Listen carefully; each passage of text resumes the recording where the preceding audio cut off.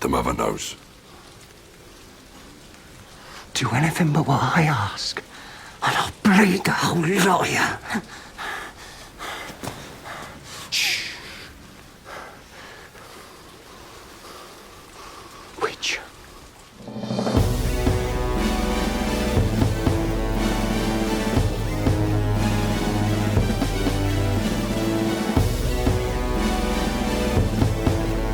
Greetings and welcome to House of R, a Ringerverse podcast on the Ringer Podcast Network. I'm Mallory Rubin. Yeah.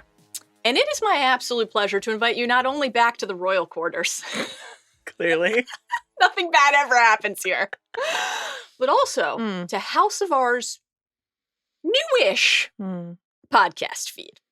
Joining me today to remind us that the critical days since Viserys' passing have not gone to plan. It's Joanna Robinson, first of her name, Joanna the Dragonheart. Titles, Mallory Rubin. You know the damn words. Joe, we're back. Yeah. And this is the stuff, as they say, as Viserys says. Hot D, we love Hot D. Season 2 is here. We have so much to get to today, but before we discuss the caprice of youth, some very quick programming reminders. House of R, Talk the Thrones, Midnight Boys, we're on YouTube now. We sure are. Go to the Ringerverse YouTube channel if you haven't yet. Hit that subscribe button while you're at it. Smash that bell. Yeah, smash the bell. Give us the 5 stars. We're not too proud to ask, right? Absolutely We're not too proud to ask. The hat is out. Kristen's hat? Yeah. Oh, boy. Full video pods of House of R, Talk the Thrones, and Midnight Boys coming all summer long on the new YouTube channel, on Spotify, and you can still listen to us wherever you get your podcasts. So that's delightful. What is coming very quickly on the programming front? Well, we've got a live show next week. I'm so excited for that. It's 1 week from today. Thrilling. June 25th here in Los Angeles at the El Rey Theater. If you have not gotten your tickets yet, there's still time. TheRinger.com/events. Please join us. We would love to see you there. We would love to not see empty seats. Come join us. Me, Chris Ryan. Yeah, Chris the Magnanimous. Some pals. Some pals. Also, we'll be back with you on Thursday, right here, for our Acolyte Deep Dive. And then we will be with Chris again on Sunday night, immediately after House of the Dragon Episode 2, for Talk the Thrones. So that's thrilling. The Midnight Boys, pew, pew, have an instant reaction to the first episode of Hot D already up for you, and they will be hitting the Acolyte and the boys in one mega episode on Thursday. So lots coming. Joanna, how can everybody follow along? Oh, listen. Why don't you just follow the pod? That would be a great idea, I think. Subscribe to the YouTube channel, as we already mentioned. Do it. Follow us on X, on Instagram, on TikTok, Twitter. I refuse to bend the knee. Do all that on Peach, whatever you prefer. Yeah, love Peach. Also, email us, hobbitsanddragons@gmail.com. We got so many emails this week. We're thrilled to be back in the rookery. And yeah, that's fantastic stuff. That's the stuff. You will also be back with everybody for Trial by Content on Thursday. Yes, Thursday. With Neil and Dave. So that's thrilling. Yes. So much coverage coming. Check out theringer.com. Riley, Cram, Bakes, everyone is cranking out amazing pieces. It's just like we're back in Westeros. Yeah. A bounty of dragon goodness. Okay. Last programming reminder. It's the same one as always. It's our friendly neighborhood spoiler warning. Here it is. Obviously, we're going to be talking about quite literally everything that happens in this episode of television. House of the Dragon, Season 2, Episode 1. Anything that ever happened in Game of Thrones could come up today. On the Fire and Blood front, as always, we will be incorporating quotes, details from the entire literary canon from Fire and Blood as we go for context, for additional insight. We will not be talking about anything that is to come in the future of Fire and Blood, which means future of the story, until a separate, safely sectioned off spoiler section, a little mini book spoiler section that we're going to do at the very end. We will offer up a real-time spoiler warning right before we start that, so you will have one more opportunity to bounce if you don't want to hear that. It'll be so clear. I think that's it. That's it. Joanna, let's do it. Duty is a sacrifice. Let's pod.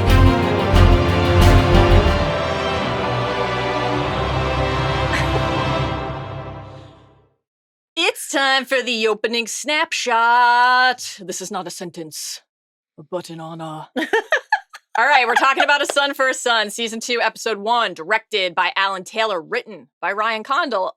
59 minutes. Zippy. A zippy. Joe, we're going to get to the deep dive in a few minutes. We're going to go beat by beat, but just like a quick amuse-bouche, little taste. Yeah.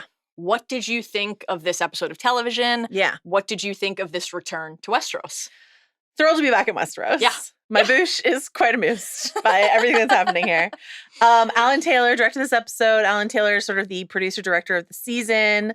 It was fun to watch all the sort of like behind the scenes with him and his like jaunty little vests talking about everything, like great vests, talking about everything that he did for this episode. Also, he specifically called out Criston Cole as the worst character in the story, which is a huge moment for you specifically. Really, he was like, "This is the worst guy in Westeros." Went out of his way in like a 6-minute inside the episode to say, "Let me just draw attention to the fact that this is the worst person in the story." And I was like, "Joanna is going to be elated." Joanna, you were right. Criston Cole is the worst, and I felt good about it. And Alan Taylor and I are heard now and understood. Best friends. Thor: The Dark World never happened, as far as I'm concerned. Underrated cinematic classic. Great. You know where I stand. I know. Shout out Mallory on and the Cursed. wrong side of history.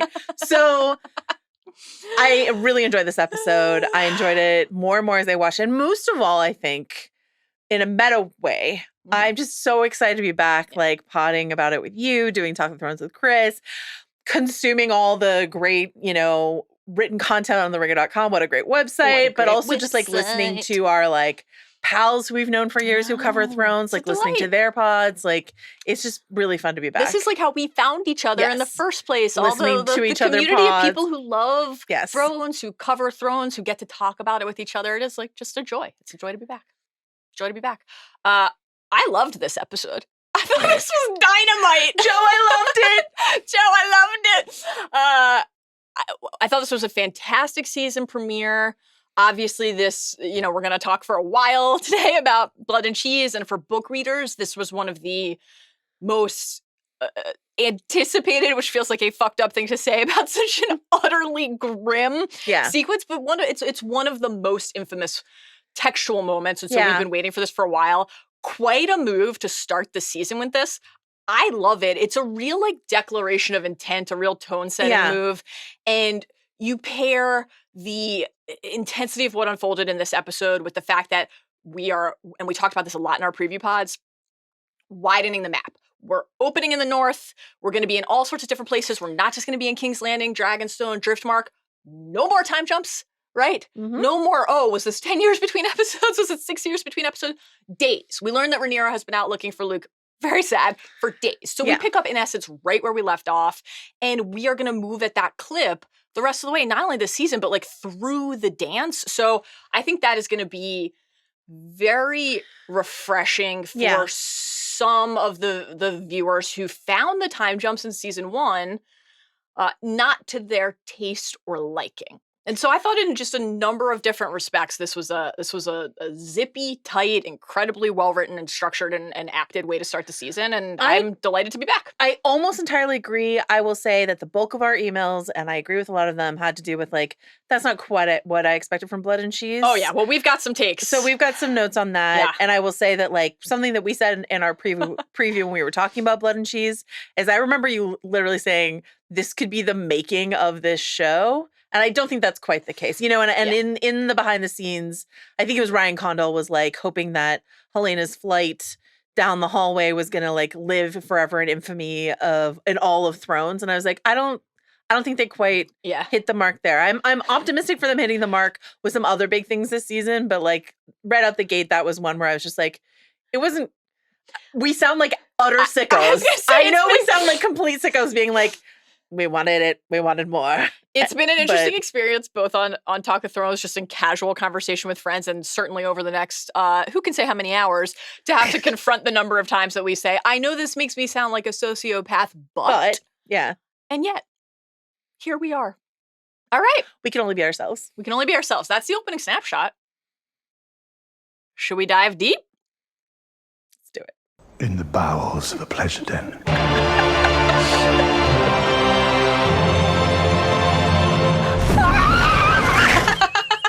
Oh my my God. The combo of, so this is the first time we've had the absolute genuine, it is a pleasure, truly, of hearing the Bowels of the Pleasure Dome, one of our favorite bits, incorporated into the soundboard. Thank you, Steve, as always. Wonderful stuff. What a gem. To pair that with a dragon screech, I guess we knew on some intellectual level that that was going to happen, but you don't really know until you hear it, do you? It's a full journey. It's a lot. It's a lot to take in. If you guys are new to this podcast, that dragon screech is actually Mallory in the throes of anxiety in advance of last season. Yeah, we're going to talk about some characters being in the throes of other things today. But that was, the throes of anxiety there. All of our segments, we like to name them after things that are happening in the current season that we're covering. But for the deep dive, we can't leave the bowels. We had to stick with Otto's absolutely instantly iconic season 1 Bowels of a Pleasure Den moment. Okay. Wait, Steve, can we get a coupling? Coupling. Yeah.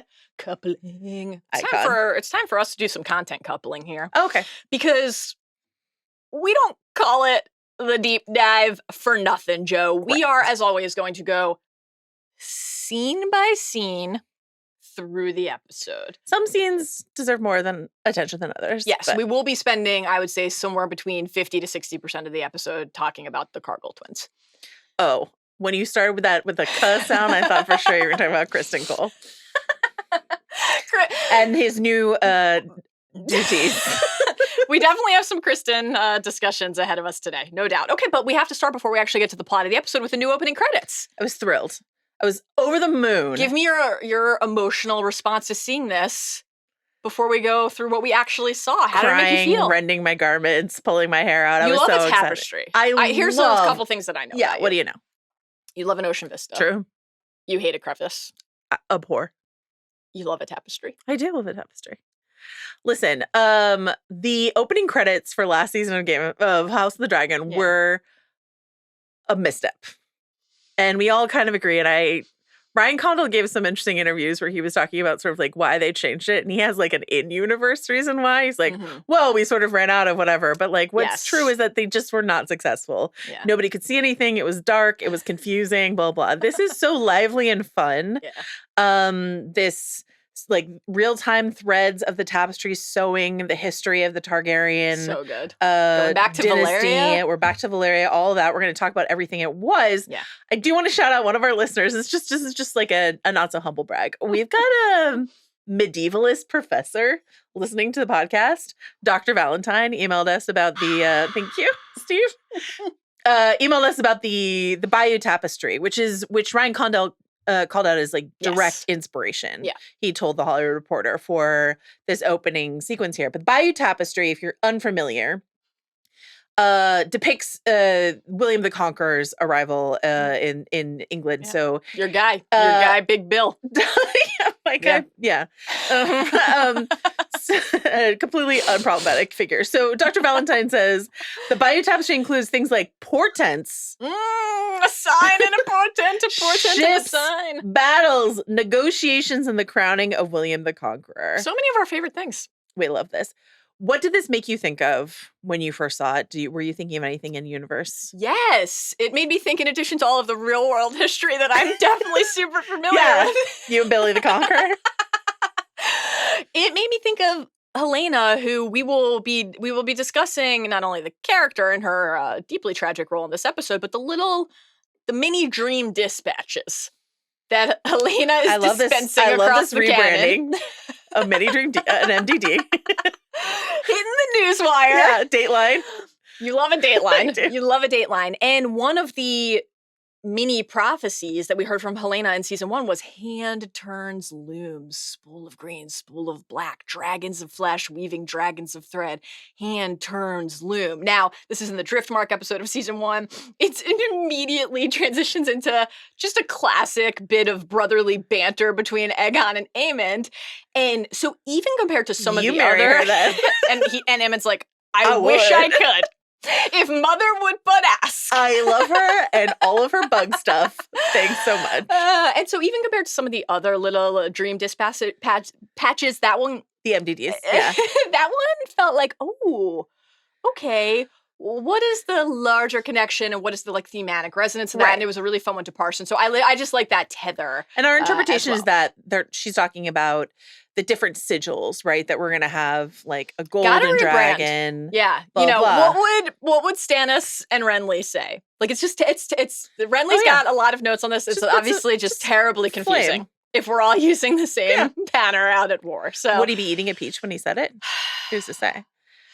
is he a ham? What? Game of Thrones. What a show that was. Show. The What a show. Baratheon What a Bros. show that was. All right. What are we actually seeing Yes. in the new opening credits? Let's just kind of very quickly rapid fire.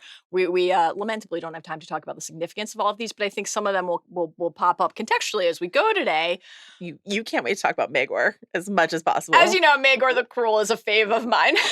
I love a maniac. Yeah. I love a Targaryen maniac, and we have no shortage in the story, and he is one of them. So great to see him here.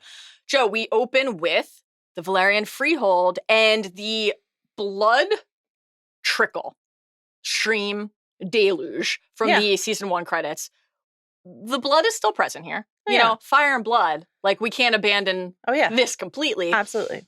The blood into the dragon in front of a humanoid figure, it definitely pinged the blood mage history of the Freehold for us, which Viserys, of course, calls out in the first season. He's much like our emailers, a scholar and a student of history. He's a history guy. He's a history dad. Yeah. He definitely read Shogun. For sure. 100%. For sure. What next? What'd you see next? Oh, we're wondering Yeah. if this is Azor Ahai and Nisa. A sword thrust into the beating heart of your beloved. It definitely pinged Nisa. Yeah. So it feels like that's what we're meant to associate there, but who can say for sure? The next image seems to be Denise the Dreamer, who's, I'm not sure if you've heard the Targaryens, the dreams, the prophecies. What is the power of a dragon against the power of prophecy? I don't know why I really went into Waldrick. Power! It is a power voice there. This dream that ultimately led the Targaryen family to head west, to head to Dragonstone. Yeah, the Targaryens got the fuck out of there, but all the other Dragon Riders didn't. Tough one. Because Daenerys the Dreamer, like Helena, is someone who like people don't listen to. Yeah. Keep it to a tight circle. Yeah. If she had been like, hey, if Helena had been like the rats and Aegon had been like, maybe we should put literally one guard on this bedroom, then like perhaps all of this would not have happened. But no, the Dreamers are doomed to not be listened to. But yeah, Daenerys the Dreamer. What's your spot next? The Targ's going west. Dragonstone. Doom of Valyria. You love the Doom. I love the Doom. Who doesn't love the Doom? How many volcanoes? All of the dragons who died. When can we do a full pod on the 14 Flames? Okay. I would love that. When will there be a spin-off series? There were like 13 volcanoes, not enough. And then we get the Conquest, which we might get a whole entire TV show about. Yeah, I hope so. I still have some thoughts on the exact sequencing and order of the overall House of the Dragon bucketing, and if we're going to eventually do Blackfire and Aegon's Conquest, and if we build eventually to doing Robert's Rebellion and the Fall of the Mad King, like, should we not have gone in just reverse chron or in chronological order? But hey, you know what? I love a spinoff. So we see a few things in this Conquest timeline, Joe. First, we see Aegon and his sister wives. The Targaryens, they love fucking incest. Not sure if you've heard. Aegon on Balerion. We're not talking about Mormon sister wives. We're talking about sisters, also wives. Who are also wives, correct. Sisters who are also wives. We see Rhaenys on Meraxes. I forgot my spray bottle. And we see Visenya on Vhagar. Vhagar alive. Yeah. During the Conquest. That's an important thing to remember. Old and huge. The Valyrian ships on the water. Yes. So the Valyrians were helping them out on the water battle front from the beginning. We get Balerion the Black Dread, which is what I call my cat when she's misbehaving. Attack on Harrenhal. Great stuff. And the Field of Fire kind of incorporated into this same visual where you can see the carnage, the burnt bodies. If you look closely, you can see the Lannister Lion sigil. You can see the House Gardner sigil. And they're all like blackened and charred. It's tough. Field of Fire, strong and accurate branding. This is actually my favorite tidbit in all of this is in the background. You can see Rhaenys on Meraxes going down in Dorne in the background. Hellholt. Yeah. Another great name. George. Should we name the studio the Hellholt? I'm just thinking about it. I like it. But yeah, I like it. Meraxes is taken down by a scorpion, and we obviously see a scorpion in this episode. We sure do. Manned by Eric. With an A. Arik. Arik with an A.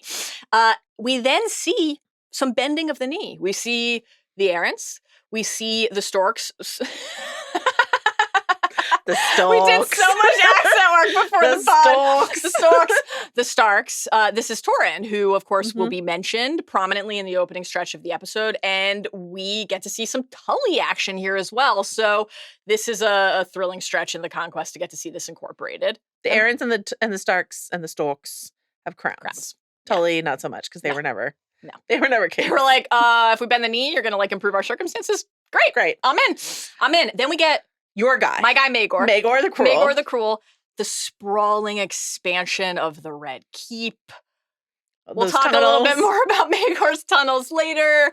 Wonderful to see that here. And then on the Maegor front, we do see him, Joanna, impaled on the Iron Throne. Now, this is wonderful. We talked a lot as Viserys's various appendages were falling off last season, and the back wound first and then the finger cut and on we built this idea of the Iron Throne holding you in judgment, but letting Aegon just sprawl his entire worthless body across who the seemed throne. More comfortable in their seat, Aegon on the Iron Throne hanging out with his mates, who I know you have some thoughts on the name for that crew coming later, or Chris Ryan on the Talk of Thrones set. Oh, Chris. 100%. Just both remarkably at home. Oh, just at ease. Like Bo-Katan. In their element. Yeah. And Vermithor and Silverwing are present in the sides of the frame as Maegor is positioned in the middle. Those are, of course, the dragons of the old King Jaehaerys. And Alicent. Who get a mention, who get a name check in this episode. And Vermithor is, of course, the dragon who Damon sings a lullaby to at the end of season one. Vhagar and Vermithor still around. Yes. Still kicking around. Yes. Great Council. The Great Council. Now we're up to content that we have seen. Shout out Rhaenys and Corlys, who look great in Stitchwork frame there. So like Emma's there. Viserys is there. We've seen this is how season 1 opened. Then we get a fashion moment. Alicent in her green dress, Rhaenyra in her black bold dress. Statement. When you saw this in opening credit tapestry form, could you still hear Larys and Harwin say? No, I leaned over to my sister and was like, "Do you know what color?" Green. When Old Town calls, it's banners to war. Then we've got the divided table, the greens on one side, the blacks on the other. It's reminiscent of both the wedding feast where this actual fashion event happened and also that final dinner that the family had at the end of season 1. Viserys just drifting off like, I solved it. I nailed it. Are you excited for your everything's future? Gonna be fine. Are you really excited for your future when you gather your family and your friends around you and you're carried in on like a massive throne? I intend to be brought to the bathroom for our first break via litter. Okay. Yeah. Arjuna and Steve, I hope you have that waiting for her outside. Okay. So we have all of that. We get Aegon and Rhaenyra both crowned. We start with Aegon's like the gold dragon sort of emblazoned on his dress. And that's Loves how you a know fit. it's Loves a fit. Yeah. And then what do you make the hands? The hands. So the ravens coming out of the team green hand and the dragons coming out of the team black hand, the envoys dispensed at the end of season 1 this initial attempt to secure allies. Do you think Aemond's pissed at the top? I was going to say, I think Aemond's notes are and Vhagar. Have you heard of Vhagar? Have you heard of Alliance? We got Storm's End because of me, not because of some ravens. Thanks so much. Okay. And then, but speaking of Vhagar. Yeah. Vhagar chomping on my sweet, darling little air axe. And Luke was also there. And Luke makes it in intact humanoid form into the tapestry, which just one more subtle little way of reminding us of the unreliable narrators, quite literally stitching together Targaryen history and Westerosi history here, because Luke is inside of Vhagar's gastrointestinal tract. Or is he? Period. Period. Did you have a favorite inclusion here, Joe? This was loaded. I think we can, based on Condell's comments about the reason that the bloodline tact in season 1 had kind of reached its end, the bloodlines are set. We want to be able to update and continue to incorporate new canon elements into the opening credits. So that's exciting. We'll see more, just as we did with Game of Thrones as we go. It's so exciting. What we have so far, did you have a favorite? I think seeing like the Starks and the Tullys and the Aarons, like the promise of the Riverlands and the North and all of that. I mean, we're about to talk about the North, but like, and winter and it's coming and all of that. But having that representation was really exciting. Harrenhal on there was really exciting. And I am really excited to see how they expand it in future episodes. Like, how quickly are we going to get an update? Are we going to get Blood and Sheet? Like, is poor Helena going to be in the tapestry next week? Tune in to find out. I hope so. I think the real question is, will that poor dog who was so cruelly treated by Cheese, obviously that's the headline of the episode and the great horror that unfolded, will that pup make it into the tapestry? Cheese kicked a dog, and it was appalling. Not great. Appalling. Okay, those are the opening credits. Let's talk about Jace. Jace treating with Cregan Stark in the fucking North. Winter's not coming, Joe. It's here. I mean, not actually. We do get a detailed conversation about where we are in the seasonal calendar. As Jace is like, oh, what is this falling from the sky that shivers me bones? Jace, like, briefly going into pirate mode there was so funny to me. I loved it. But we get to go through the North. We see Winterfell briefly. We go to the fucking wall. Before we talk about what actually happens in this sequence and what it means, what did this do to you in your body, in your soul? I don't know if you've heard me say this before, but I'm of two minds. Inside everyone, You're at war with yourself? Two dire wolves. And one of those dire wolves, like, the eyes of that dire wolf started like watering as soon as I heard the Stark theme. What is that actually called? It's like Goodbye, My Brother, which is just Rob and John saying goodbye, season 1. So hearing the Stark theme, I was just like, oh shit. And then we see Winterfell. I just instantly poured it back. And I was just like very emotional. Yeah. And then good old Craig Stark starts speaking, and it's just like, oath, duty, oath, sacrifice, duty, oath. That's all he's saying. And so then the other wolf inside of me kind of went like, it was a little like, I'm being pandered to in this moment. Did that wolf love it? Did that wolf want to be pandered to? I think the first wolf worked. Ate the cynical wolf. And it did work on me. Yeah. But there's a little part of me that I was like, it was almost North Winterfell Stark parody, the number of times he said oaths, but I did love it. We will talk about the larger significance inside of the Aegon. You only have that first joyous wolf inside of you, and that's what I love about you, is that you're just sort of like, oh my, you were just like, this was such an uncomplicated couple minutes of just sheer jubilation for me to be back in the North. As we've talked about many times in our various preview pods, trailer breakdowns, etc., these, in general, Jace's mission to the Eyrie, the Three Sisters, White Harbor, Winterfell, I just love that stretch of Fire and Blood. And we're just talking about a few pages of Jace at Winterfell, but it's like some of my favorite stuff in Fire and Blood. I just love it. So I was so excited to see this. I am lamenting a little bit how quickly Jace left, because I would have loved for him to spend a little bit more time there though I understand why the necessities of the flow of the episode, getting him back for the funeral, etc., made that impossible. But it was wonderful to meet Cregan Stark. It was wonderful to see the Wall again. It was wonderful to travel via Ravenwing into Winterfell and just be in the North and hear that score and just remember what we love about Thrones. It just felt good. It felt good and it felt right. It felt mostly good for me. Primarily good. And it does continue this tradition with like season 1 after the Great Council prologue, going into the card. We're now 9 years into the reign of Viserys together. And the connection 172 years before ... Daenerys, like wanting to draw these ties. Would you say that was fire and this is ice? Is that what you say? We did see ice. a song. We did see ice. We Dude, did see Cregan ice. just walking around with ice strapped to his back like it's nothing.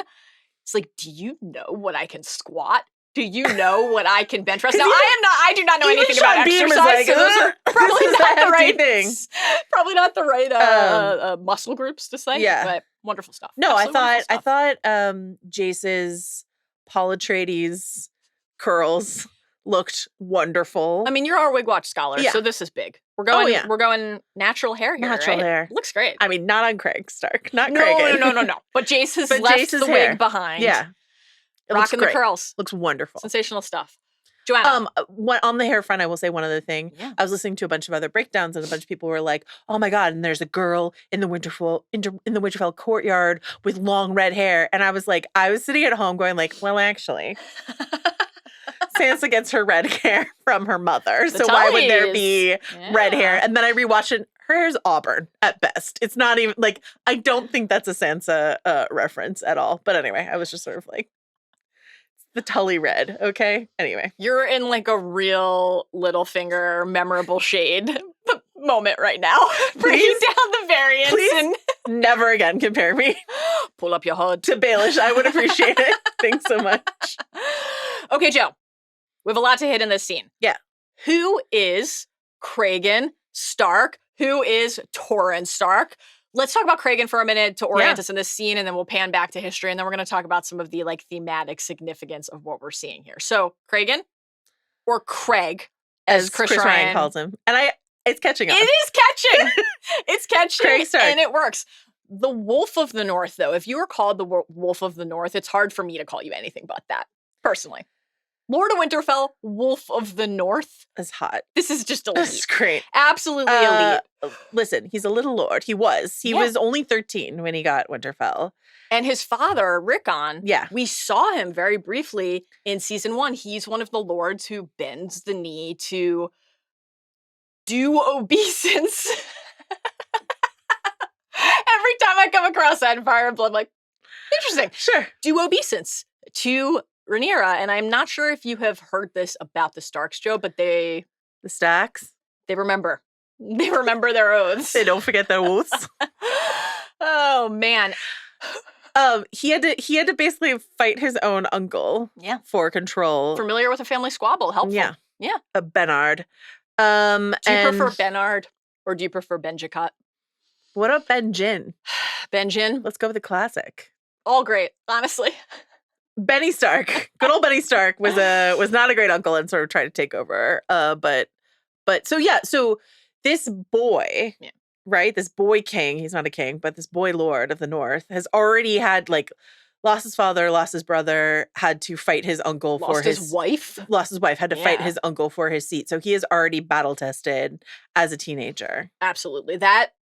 The death of his brother, which we learn about in Fire and Blood, top of mind in a couple reasons. Like in Fire and Blood, it's positioned as that's part of why he and Jace bond, because Jace kind of reminds him of his...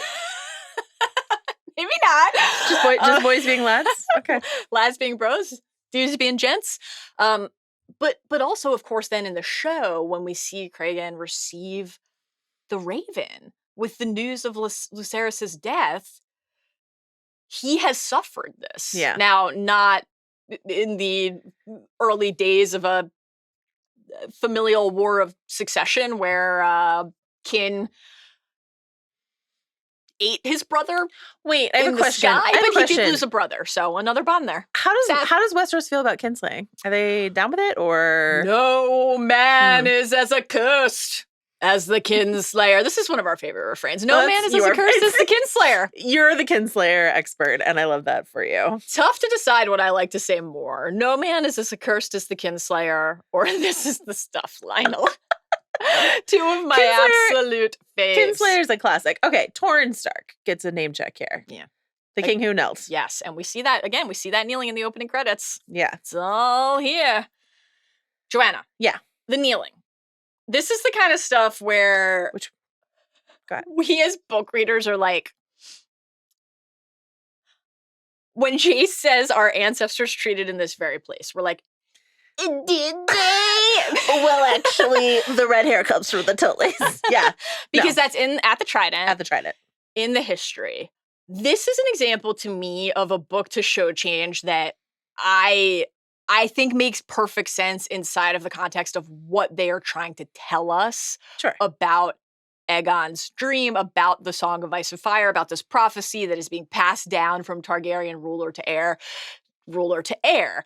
And so, like, when we think back to the way that the king who knelt, it seems like a tough label to carry.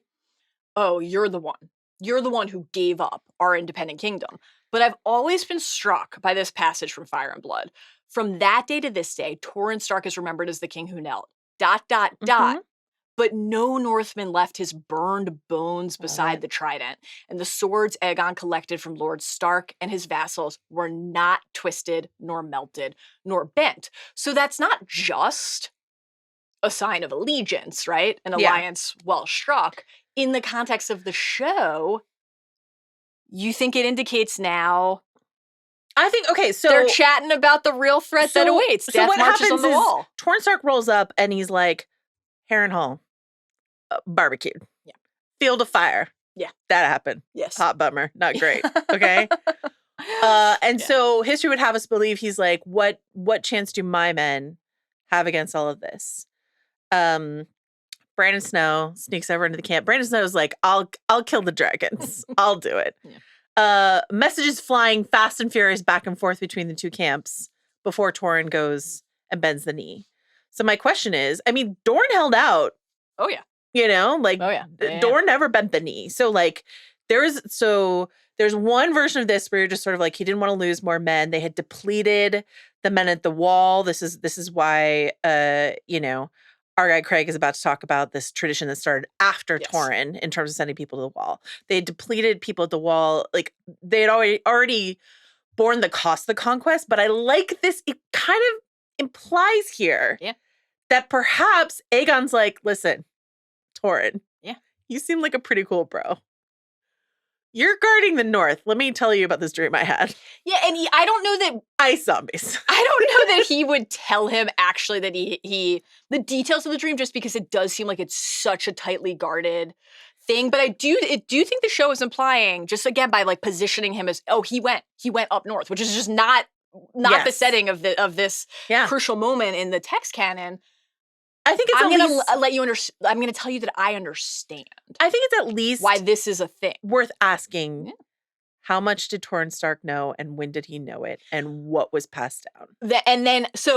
Because the thing I bump on is like, then where did that knowledge get lost? But that's an exciting thing to think about, actually. I mean, we've always asked, like, why must there always be a Stark in Winterfell? Like, there's lore around Winterfell that feels like there is some sort of indication of still love the prophecy. It's quite literally where winter fell.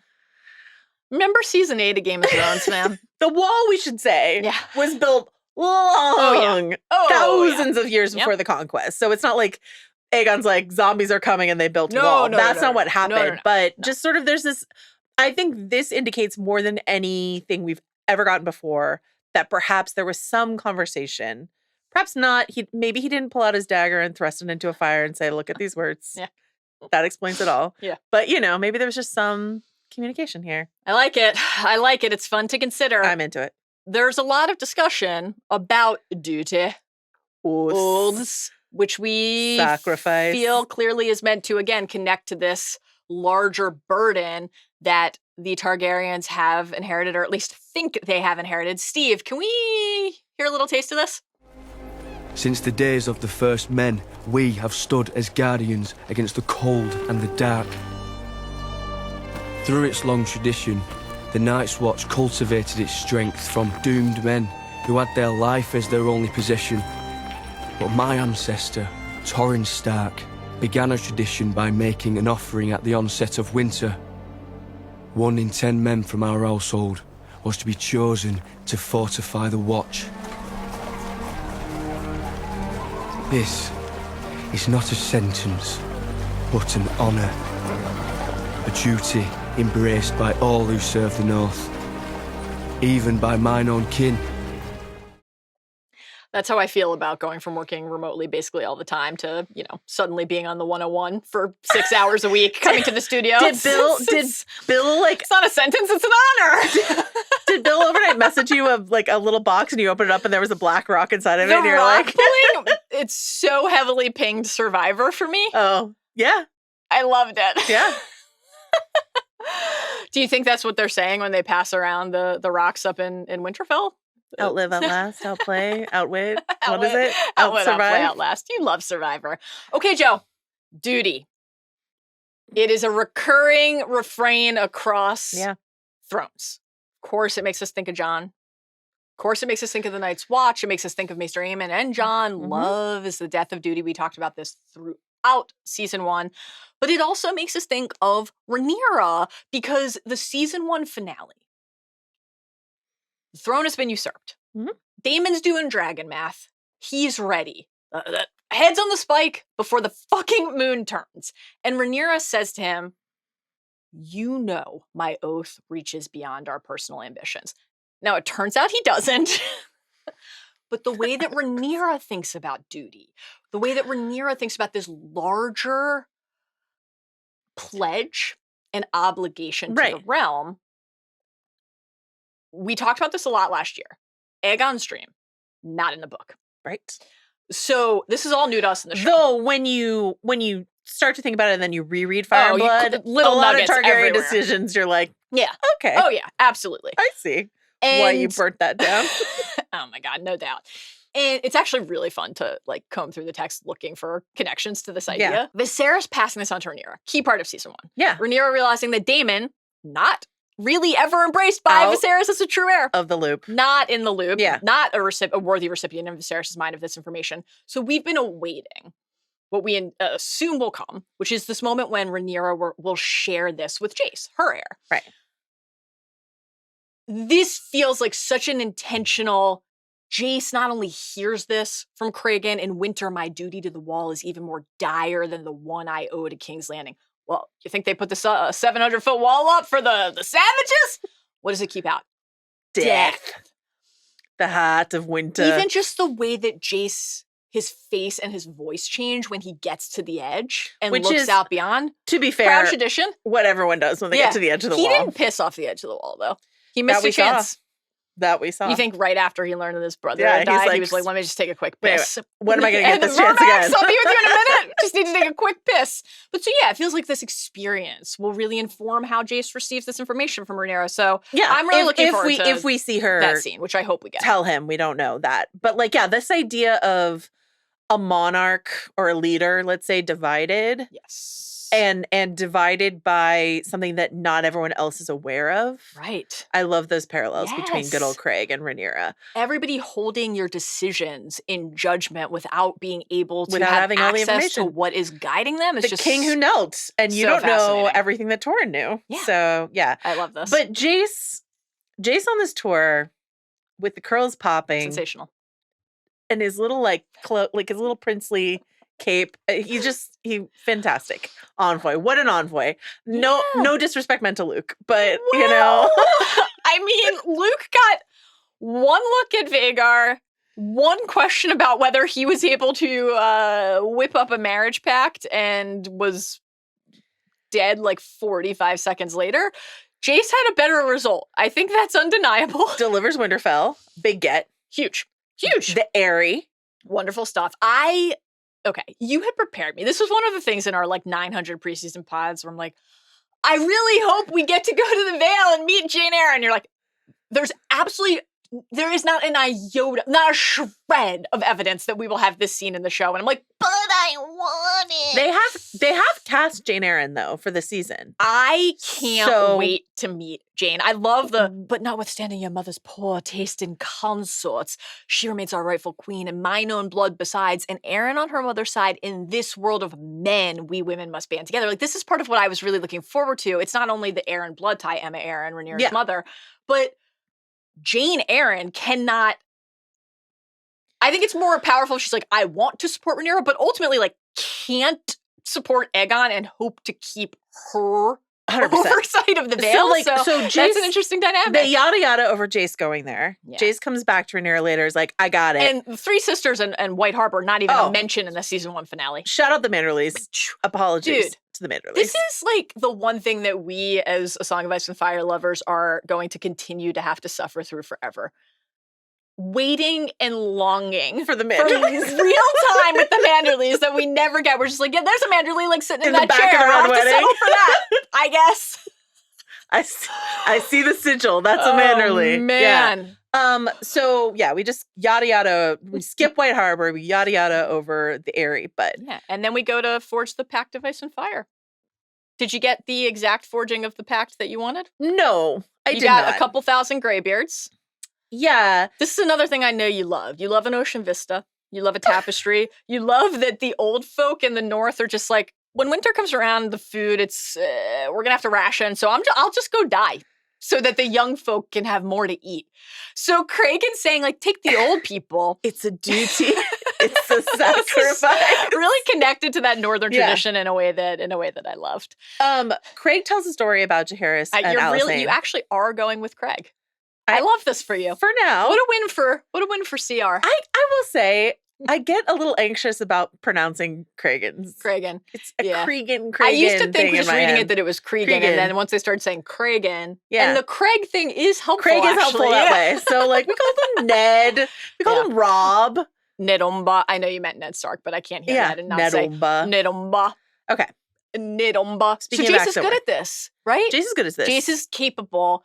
I love how deftly he navigates this mission and these relationships. We'll talk about the return later, the heart-wrenching moment with Rhaenyra.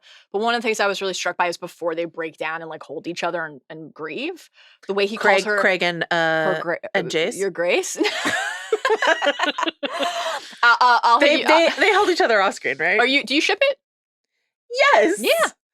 Or why not both? Because in the book, okay. Yeah, I missed this.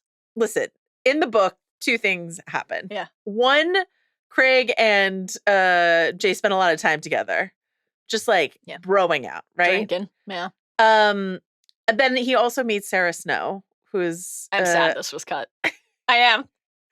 Craig's sister. On the one hand, I don't want Jace to be a fuckboy. I want him to have more respect for Bela than that. Yes. But this was actually one of the unreliable narrator bits that I was most looking forward to seeing, like, which account was accurate because they vary so substantially. Yes. So I'll lament the absence of Sarah Snow, though I did love this stretch. If we had more Winterfell, and we think we're pretty sure we're not getting any more Winterfell this season. Okay. Per Ryan Condal. This is a bummer. This is it. 5 minutes. They're like, yeah, in the future, sure, but this is it. So this is what you're missing out on, show watchers only. In the book. Very dramatic. Craig and Jace. Turn to the camera. I learned that from you.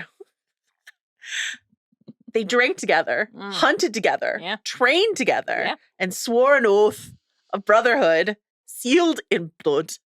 Okay. That's what Jace and Craig were up to. Here's what Jace and Sarah were up to.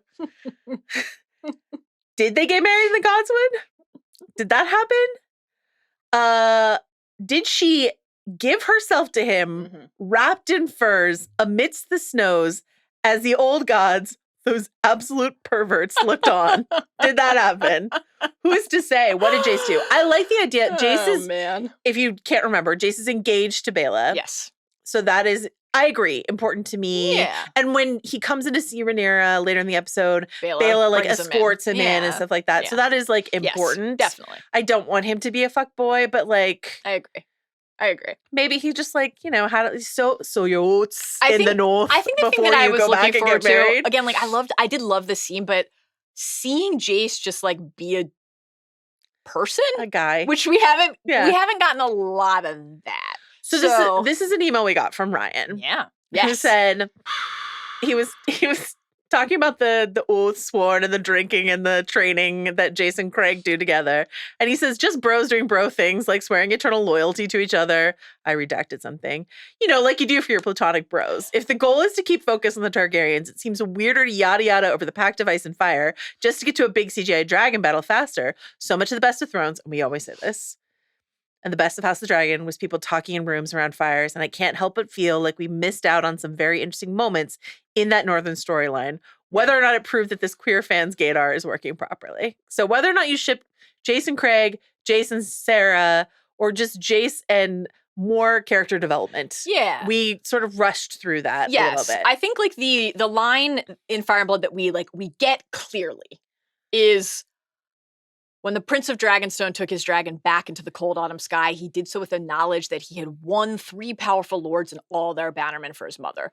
Though his 15th name day was still half a year away, book age, Prince Jacaerys had proved himself a man and a worthy heir to the Iron Throne. Like, that they nailed, I think. We get that clearly. Yes. But the bro being a dude. Just a guy being a bro. Lad making a blood bond. Yeah. Just swearing an oath. Yeah. So you mentioned the dragons. Okay. Joe, you love a portent, you love a sign. You love a sign, you love a portent.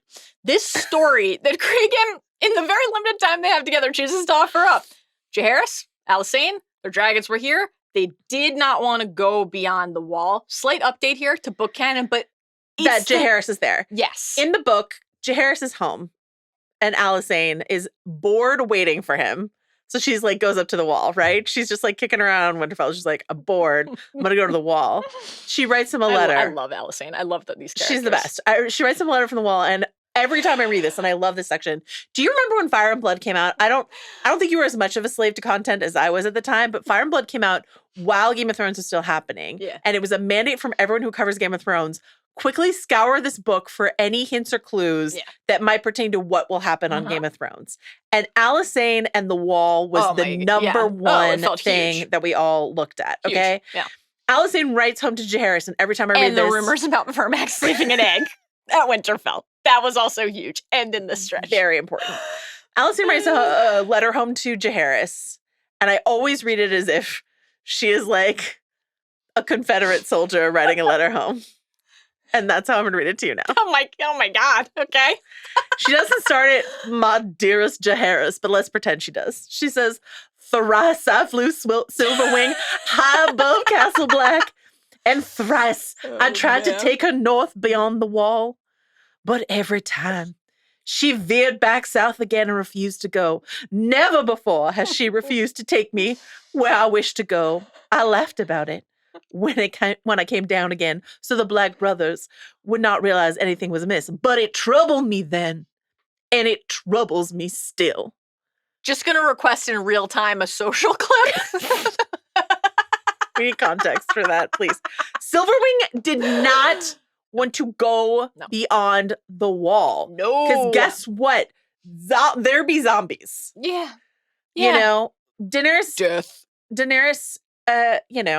pushed her dragons beyond the wall, and that did not go well. Vermax, who we don't get to see in this stretch in the show, but we do hear about how Vermax is feeling about this in the book, not a fan. Snow and ice and cold made Vermax ill-tempered, it is said. This is not a place the dragons like to be. And of course, for any of the Targaryens in possession of this great burdensome prophecy, seeing the dragons respond that way would only bolster their sense that something nefarious awaited, but also potentially like heighten their anxiety about how equipped they would be to deal with it. So this is just delicious to chew on. I love this. I love that Craig is like, thanks for not bullying me with your dragon. That was so funny. Unlike, Aemond taking Vhagar to Storm's End.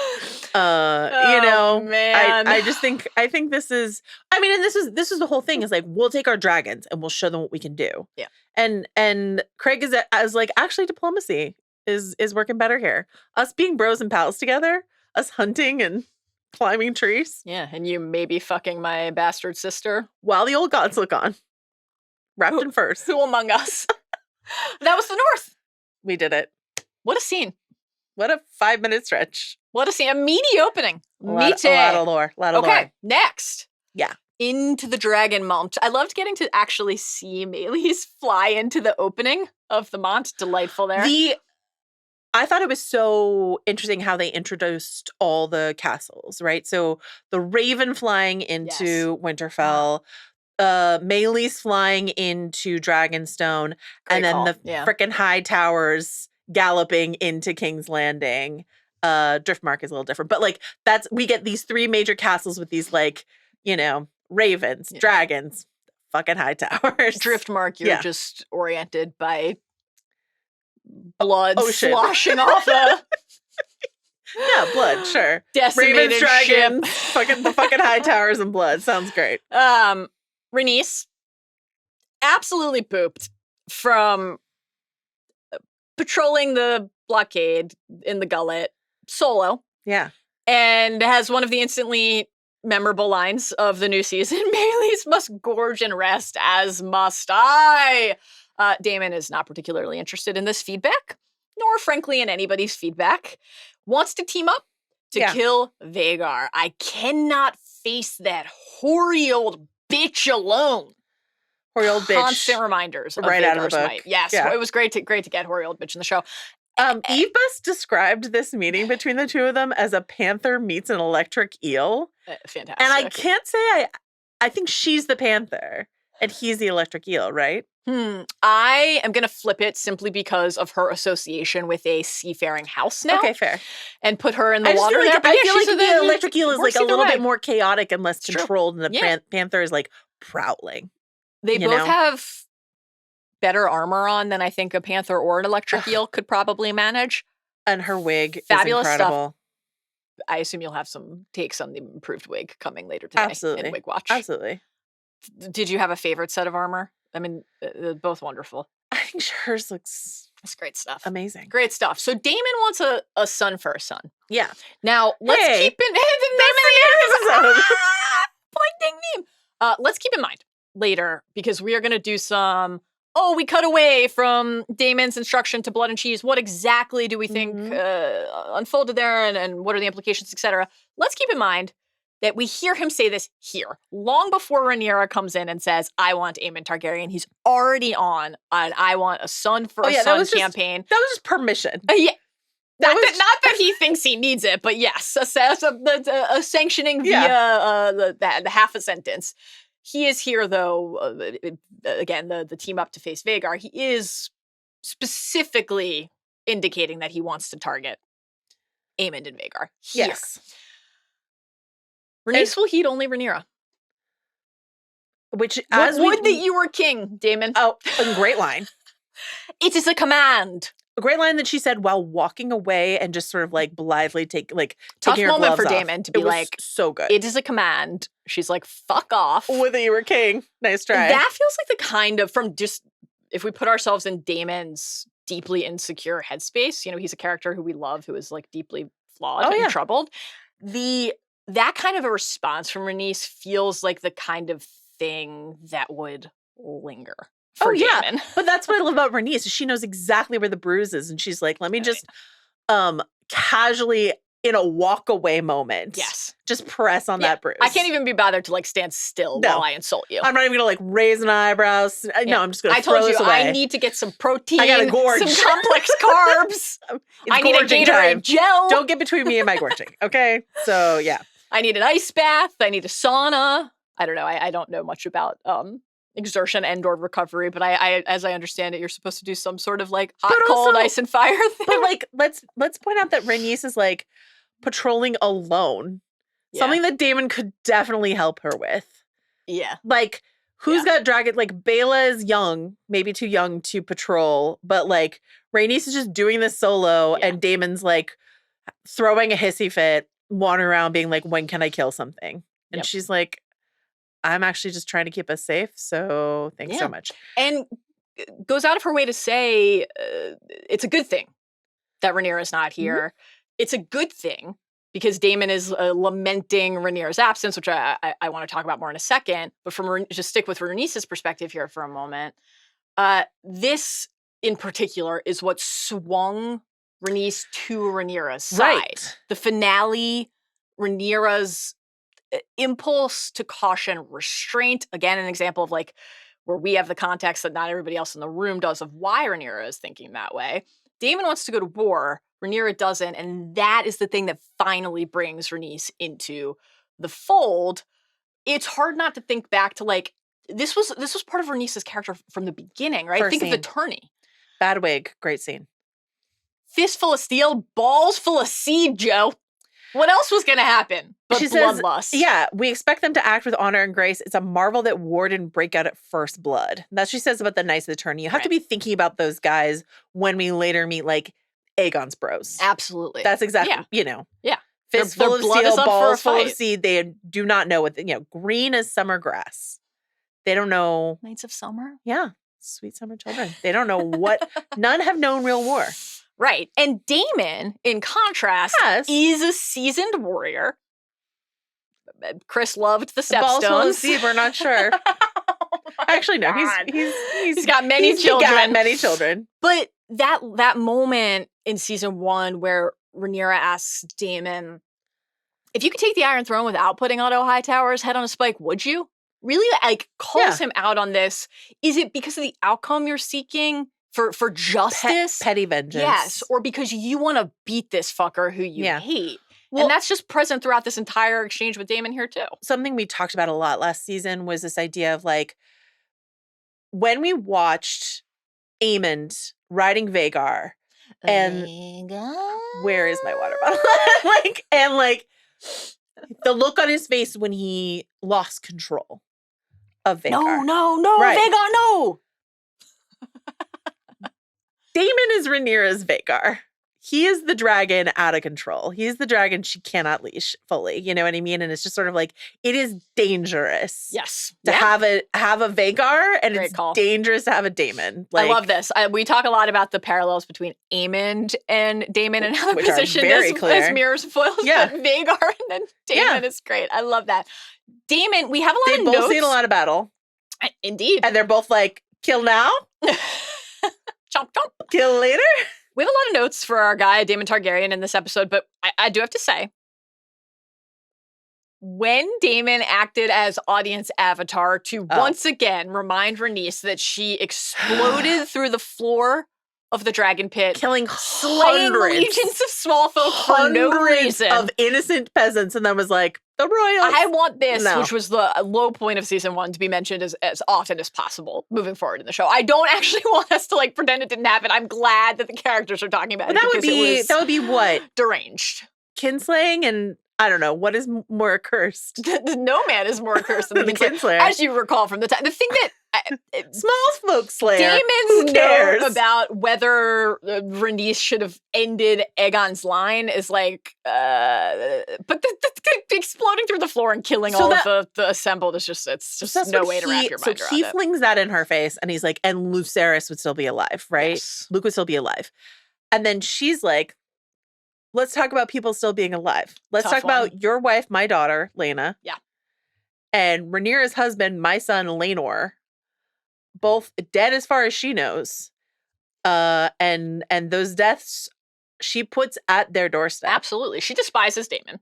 She shuts him up pretty quickly. It's pretty phenomenal. It was so striking. Electric eel style. It was so striking in the season 1 finale when Rhaenys arrived on Dragonstone to deliver the news of Viserys' death that she only addressed Rhaenyra. Like, Viserys was Damon's brother, but she can't even bring herself to engage with him. She really despises him. That guy. Despises him. Now, she blamed Rhaenyra for Laenor, too. That was a shared blame, but the extra Lena variable with Damon and so that made it particularly, like, dramatically compelling for her to broach that, to allude to this with him, right? When she's talking about why Rhaenyra has to go do this, the confirmation and closure that she needs. She is grieving, right? What does Damon say in response to this? The mother grieves as the queen shirks her duties. Thinks I hate it. It makes us think of a couple things. It makes us think of Damon being at the war table while Rhaenyra is in labor at the end of last season. Crying out in pain, and everyone's like, do you want to go check on your And he's like, wife? no, we got more to plan. Okay. Yeah. Hate. And then later, I mean, we know where he is. He's in King's Landing doing a crime. He's got his murder hoodie on, all of that. Why go to Luke's funeral when you could go to Luke's funeral? Wear your murder cloak. Yeah. Again, we love Damon, but this is tough. A day. I know. I mean, I love Damon, but he's an absolute piece of shit. Let's just be clear about it. The mother grieves as the queen shirks her duties is one of many moments in this episode and throughout the series in general where this, like, this gendered language comes in, right? Absolutely. It's just sort of like the mother here, Alicent telling Rhaenyra that she's, like, leaking at the small council table. Yes. But then Alicent feeling it in this episode. She's now the dowager queen and no one wants to listen to her. Yep, absolutely. So, these things are just sort of peppered in there. And Damon, as you point out, is like her closest ally. If this is what he's saying, what is everybody else going to say? What is every other man on the Black Council saying? That tension and anxiety for Rhaenyra was so palpable in the finale. And so to then feel that here and in this, like, just another child, like losing a child, losing a child, like the grief is unrelenting, the loss is unrelenting. And Rhaenyra can't rely on the people who are, in theory, closest to her to just support the time and space she needs. Except for Rhaenys. I'm just really proud of Rhaenys here, just sort of holding it down. She's like, we got to wait for the queen. Excuse me. Also, we should say, I mean, we don't want to get too much into it because, that we don't want to get too far ahead looking, but we should say Rhaenyra is also slightly off the board in this moment in the book. Yeah. Because of, the traumatic stillbirth, I guess is what we call it, that she just had, that she is just like, can't ride a dragon. Physically recuperating. This is different. She's on Cyrax immediately, like flying around trying to find Luke's body. So it's slightly different, but and we were primed for that in the finale in a way that surprised us in real time when she mounted her dragon to fly to the bridge. It's like, oh, they're not going to do it this way. But the impact is the same in that, like, where's Rhaenyra? Yes, right. Which is the question in the book and the question here in the show right now. Joe. Yeah. From Dragonstone to Driftmark? Let's bring on the bloody deck. Let's chip some barnacles? Yeah. The sea snake, the ship. The sea snake, the character, Corlys, walking out to the docks to meet. Would you name your ship the Mallory? I mean, I think, but personally, I don't love the name Mallory. So probably not. Yeah. The Rubin? No, I don't think so. No, but I would name it Lady Joanna. Yeah, I would. After you. My great love. Yeah. Not the halo? Is that the little dinghy is the halo? Oh, my sweet halo dove. He's the best. Alan, we don't know what to say here. Alyn. Great stuff. Watch this space. Alan is a new character who was introduced in this scene. We'll talk about this more in the book spoiler section. So it's difficult to talk much about Alan here, though obviously this is a full conversation. Like, this is clearly going to be a character in the show. Let's talk just about the Corlys perspective for a minute, because we learn that Alan is the one who pulled Corlys from the water. Blood fever. It's tough. It's just, we're still grateful that Corlys healed and is back with us. Yeah. The repairs, Alan is working on these repairs. Corlys is like my completely wrecked ship. Guys, it's going to be barnacle free in days. Need it out there. The front is a collapsed, burnt hull of a The blockade needs me. Yeah. Alan's like, we've sent 7 recently repaired ships out already. You don't think that the ship looks ready, close to being seaworthy? No? No? Not in my expert shipwright opinion, no. As the master of ships of this podcast, you do not believe that the sea snake looks close to being ready to join the blockade in the gullet. Okay, sad. I love this job. The dagger, though. Yes, Corlys receives this dagger that was meant for Luke, and he is quite emotional. The pommel. This little clam. Yeah. Yeah. Delightful. It's darling. Very sweet. Yeah. Wonderful. So for his heir, something that he had made for his heir, little Luke. Yeah. And it's sad because, like, this is obviously the loss of a family member, but the loss of a child, not the last loss of a child in the story. Not sure if you've heard of Blood and Cheese, but it takes us back to that stretch of season 1, which was the bulk of season 1, where Corlys's obsession was with legacy. And this was ultimately the rift between Corlys and Rhaenys, and it's only when Corlys, she's like, why don't you put the girls who are so obviously related to you on, which we actually had a note about at the time from the Rhaenys perspective, because it's like, these are you're gonna like sacrifice these poor boys. That was such a complex dynamic, but like, history does not remember blood, it remembers names.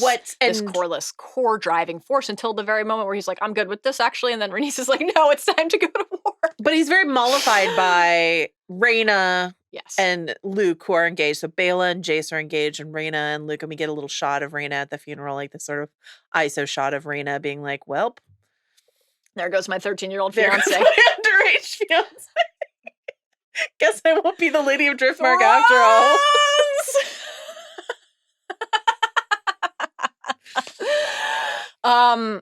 Should we go to King's Landing? From the docks to the ramparts, I regret to inform you that it's time to briefly discuss Big Crossbow, which... Do you know, back in the day when it was first introduced on Thrones, on Star Wars Spoilers, we used to call it the Dragon Feller. It's very dramatic. Like I something love that it. fells a dragon, but also it just sounds like, oh, that Dragon Feller over there. You mentioned Hellholt. You mentioned Marex and Rhaenys. That's the history. Everyone in the story at this point, the story we were watching, is aware of that history. Yeah. Information that we as viewers have that they don't is that we watched Euron Greyjoy use bigger crossbow to take down Rhaegal because Dany kind of forgot about the Iron Fleet. Anytime I see a Scorpion now on Thrones, even though Scorpions are part of lots of great sequences like Spoils of War, it just gives me that Euron Rhaegal PTSD. So I was like... I just mostly blanked out that God. happened. I just don't think about it at all. Ugh. I think about the dramatic reveal of the Scorpion, like in the bowels of King's Landing. So you then got to focus not on the memories of Euron and Rhaegal, but instead on being back with Eric with an A, your least favorite Cargill twin of the two. Actually, he is. Yeah, of course. I mean, how could we not be Team Eric? Eric was like, I swear to war to the Queen. It's great stuff. He stole Viserys' crown, made his way to Dragonstone, and then just walked into a funeral and made it a coronation. Is he from Boston? Like, It's possible. wow. It's possible. Swear to what, the king Joe. of the harbor. Yeah. Two things. One, an observation, one, a question. Yeah. The observation. The fact that the Scorpion is on the battlements of the Red Keep, they're prepping for attack at sign. any moment. Great sign. They're ready. They're readying. I won't say they're ready. They're readying. readying for one kind of attack. Yes. Okay. Correct. They've got the Scorpions. Their anti-aircraft missiles are in progress. No equivalent of some sort of security measure at the door of any members of the Not royal one family. single guard on an entire floor of the Reds. So, I know I teased already in the intro the great coverage on theringer.com, but that reminds me, I just want to specifically, everybody should really take the time to read Riley McAtee's lore breakdown every week. He does a great rundown this week of all of the different alliances across the map, who's aligned with which, what does it mean for the map, etc. But he did a fascinating little refresher on just how few Kingsguard Aegon has right now. 3 fucked off to Dragonstone. Lauren and Stefan were already there. Harold's like, peace out. Eric swears to war the Queen. Like, it's time to... Maybe Criston should be assigning new members of the Kingsguard rather instead than of fucking Alicent. It's just a thought. It's on his list. I'm sure he'll get to it. After a haircut, who's to say? Okay, so here's my question. They're prepping for attack by dragon. They're like, what's that dragon in the sky with giant obvious holes in it? So here's my question. Swiss cheese wings, yeah. Who is more desperately in need of an eye doctor appointment? Yours truly, or Eric with an A. Eric. Who was basically in Vagar's jaws by the time he realized which the oldest and easily largest dragon in the realm. It's like, and the most easily identifiable by the massive holes in his wings. Here's what I would say. The stakes are higher for Eric. Because if he makes a mistake, then he's like a, flambe, right? Roasted in his armor. I just have seen you squint at things that are right in front of your face. And I love and care for your mother. So I'm going to say... Oh, man. Has she emailed you recently? Go to the eye doctor. If I've gotten glasses? She's always in my heart. She's always in my heart. Okay. Joe, I have a question for you. Have you seen our son? No? Have you seen New Rats? No. The Queen. Any notes? Enduring mystery. Any notes on interrupting, disturbing his custom? All right. Let's take Aegon. Okay. a moment to talk about Aegon. Oh, the dragon cock. The dragon cock. The magnanimous dragon cock. Okay, so he comes into the nursery. Helena's there, muttering to herself, uncaptioned, very annoying. Thanks so much, HBO. I care about everything that Helena is muttering, so please caption every single word. Thank you. Anyway, she's there, she's sewing, she's embroidering golden dragons, but also probably bugs. She's working on next week's opening credits. Yeah. There's actually a theory. I saw this theory going around that she's making Jaehaerys's funeral shroud. I mean, that is devastating to contemplate. Also, real gold will be their crowns, gold will be their shrouds, Circe, Mags, prophecy tie there. Interesting. I'm always thinking about Maggie the Frog. Same. Okay. Circe and Mags. Circe and my old pal Circe and Mags. Okay, so Aegon comes in. The first time I watched this, I was like, wow. What a doting father. Aegon's PR team has gone to the scriptwriters and said, we need a refresh on Aegon. Yeah, well, let's make sure everyone knows that Aegon is a girl dad. Oh, wait. Let's make sure that we know that Aegon is like, oh, he's just a bro. He's just a guy who wants to be a good guy. And I was a little jarred. I was like, this feels like a slight retcon on a character, all to make us feel bad for him when the kid, they didn't spend a lot of time showing us Aegon the dad. They just had like 2 scenes and then that kid loses his head. So tough one. Tough one. I felt a little like maybe we could have laid some track for this last season. Then I was just thinking more about it and going back over and rewatching the end of last season, and like that, you have to think about that moment when Aegon gets his crown. Oh yeah. And the crowd cheers for him, and he's like, is this what affection feels like? Did you hear my shoulders just crack? Good God. Okay, so eye doctor 1, dentist 2. Oh, man. Some sort of joint doctor. I don't know what you call orthopedist. There you go. Number 3. Otolaryngologist. Number 4. Okay, so he's like, man. Oh, is this what? Yeah. Oh, is this what it means to be liked? Because he's, let's be clear, never gotten that from his moldering father and never got it from Alicent. What did she say? Don't be an imbecile? Yeah, you imbecile? when he says, do you love me?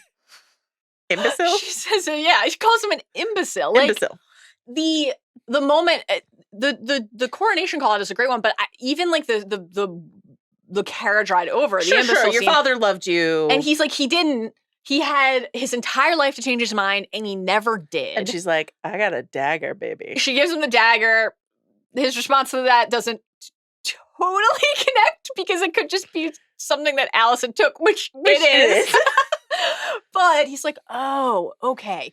This tie to a father who just was not involved in my life. And so, listen, he had a giant Lego to build of old Valyria. I just pour over the plans. The stonemasons do all the work. He was busy. My fellow Lego enthusiast, Viserys Targaryen. I miss him. Season 1, what a time that was. This is the stuff, Lionel. But it just makes sense to me that Aegon would be demonstrably different this season because he's completely. And we'll get to the throne room scene, but just even here, he's just sort of enervated by this, I'm in a position, not just of power, but where I can bask in the affection that I've never received. Yeah.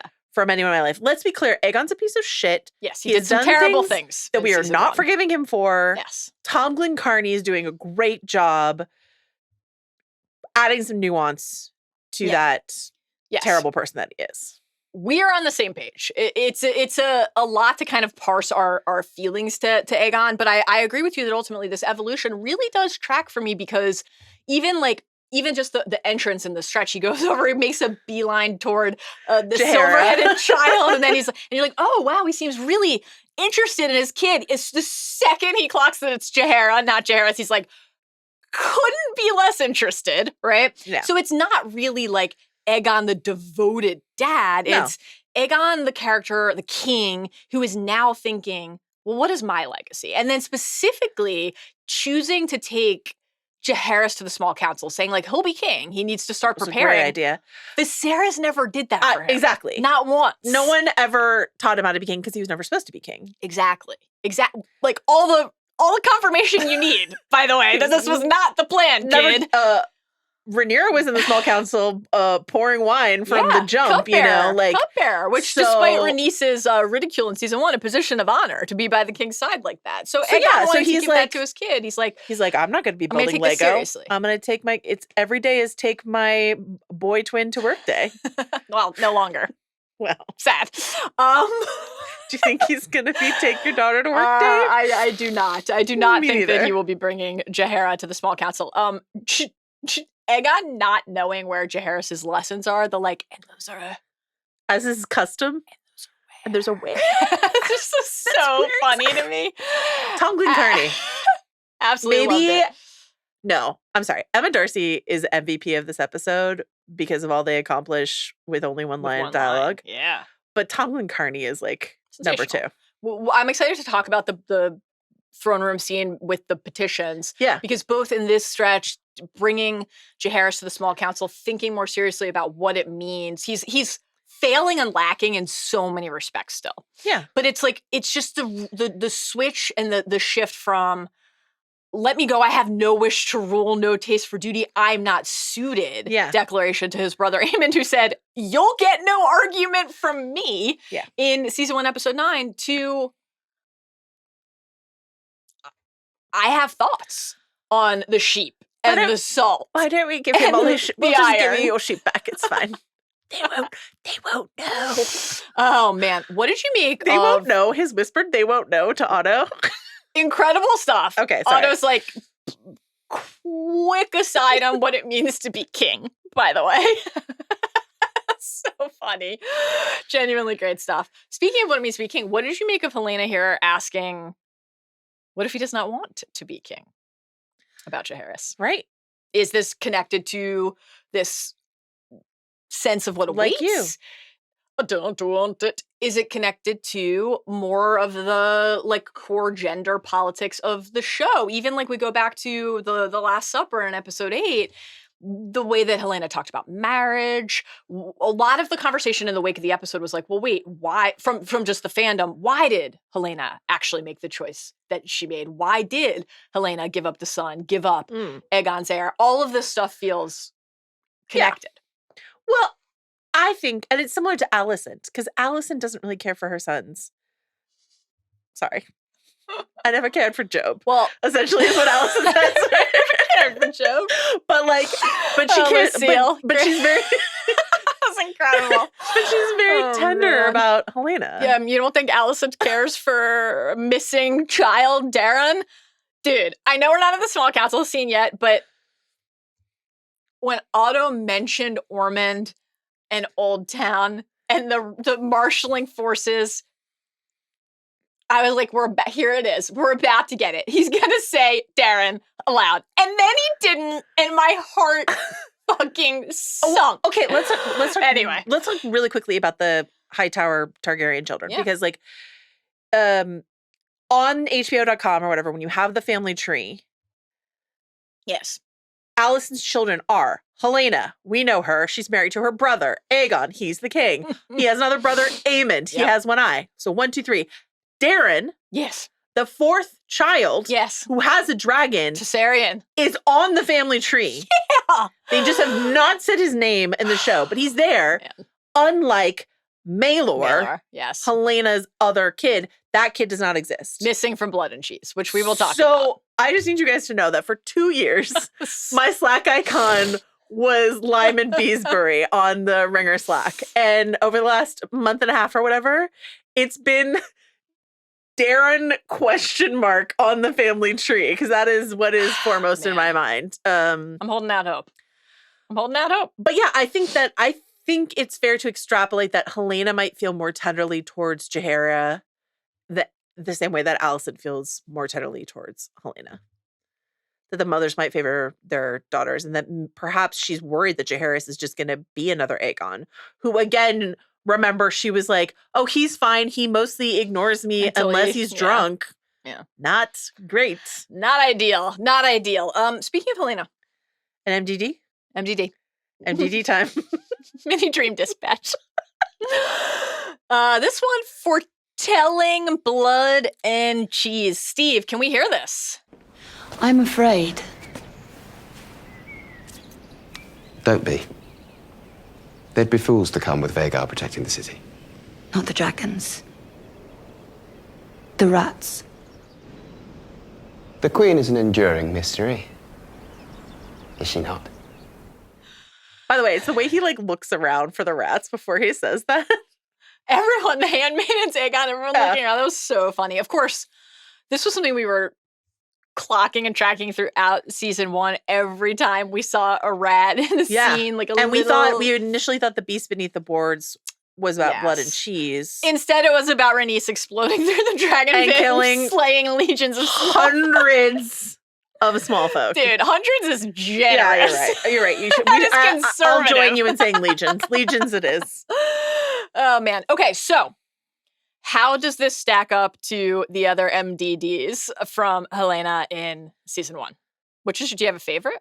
There's a beast beneath the boards. Dragons of flesh, weaving dragons of thread. He'll have to close one eye. Because that was the younger one. Okay. Oh, I think it's he'll have to close one eye. Yeah. Because that was the first one we were like, what? I know. That was actually just like a genuinely electric moment. That was great. That was so great. Right on the eve of Aemond. We've talked a lot about fantastic. Like who's paying attention, like what is the true nature of Helena's dreaming?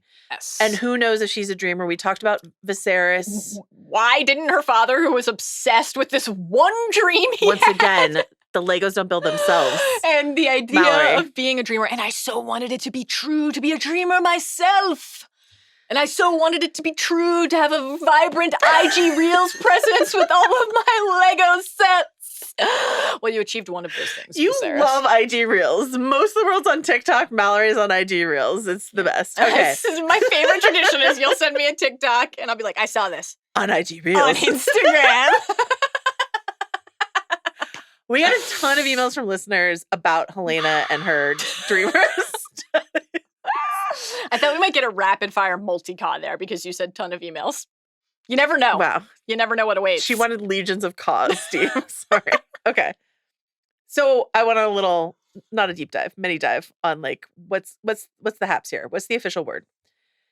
Fia, I think it's Sabin, right? Fia Sabin or Saban? Fia Sabin, who plays Helena in a sort of behind the scenes from season 1, said this about her dreaming, the nature of her dreaming.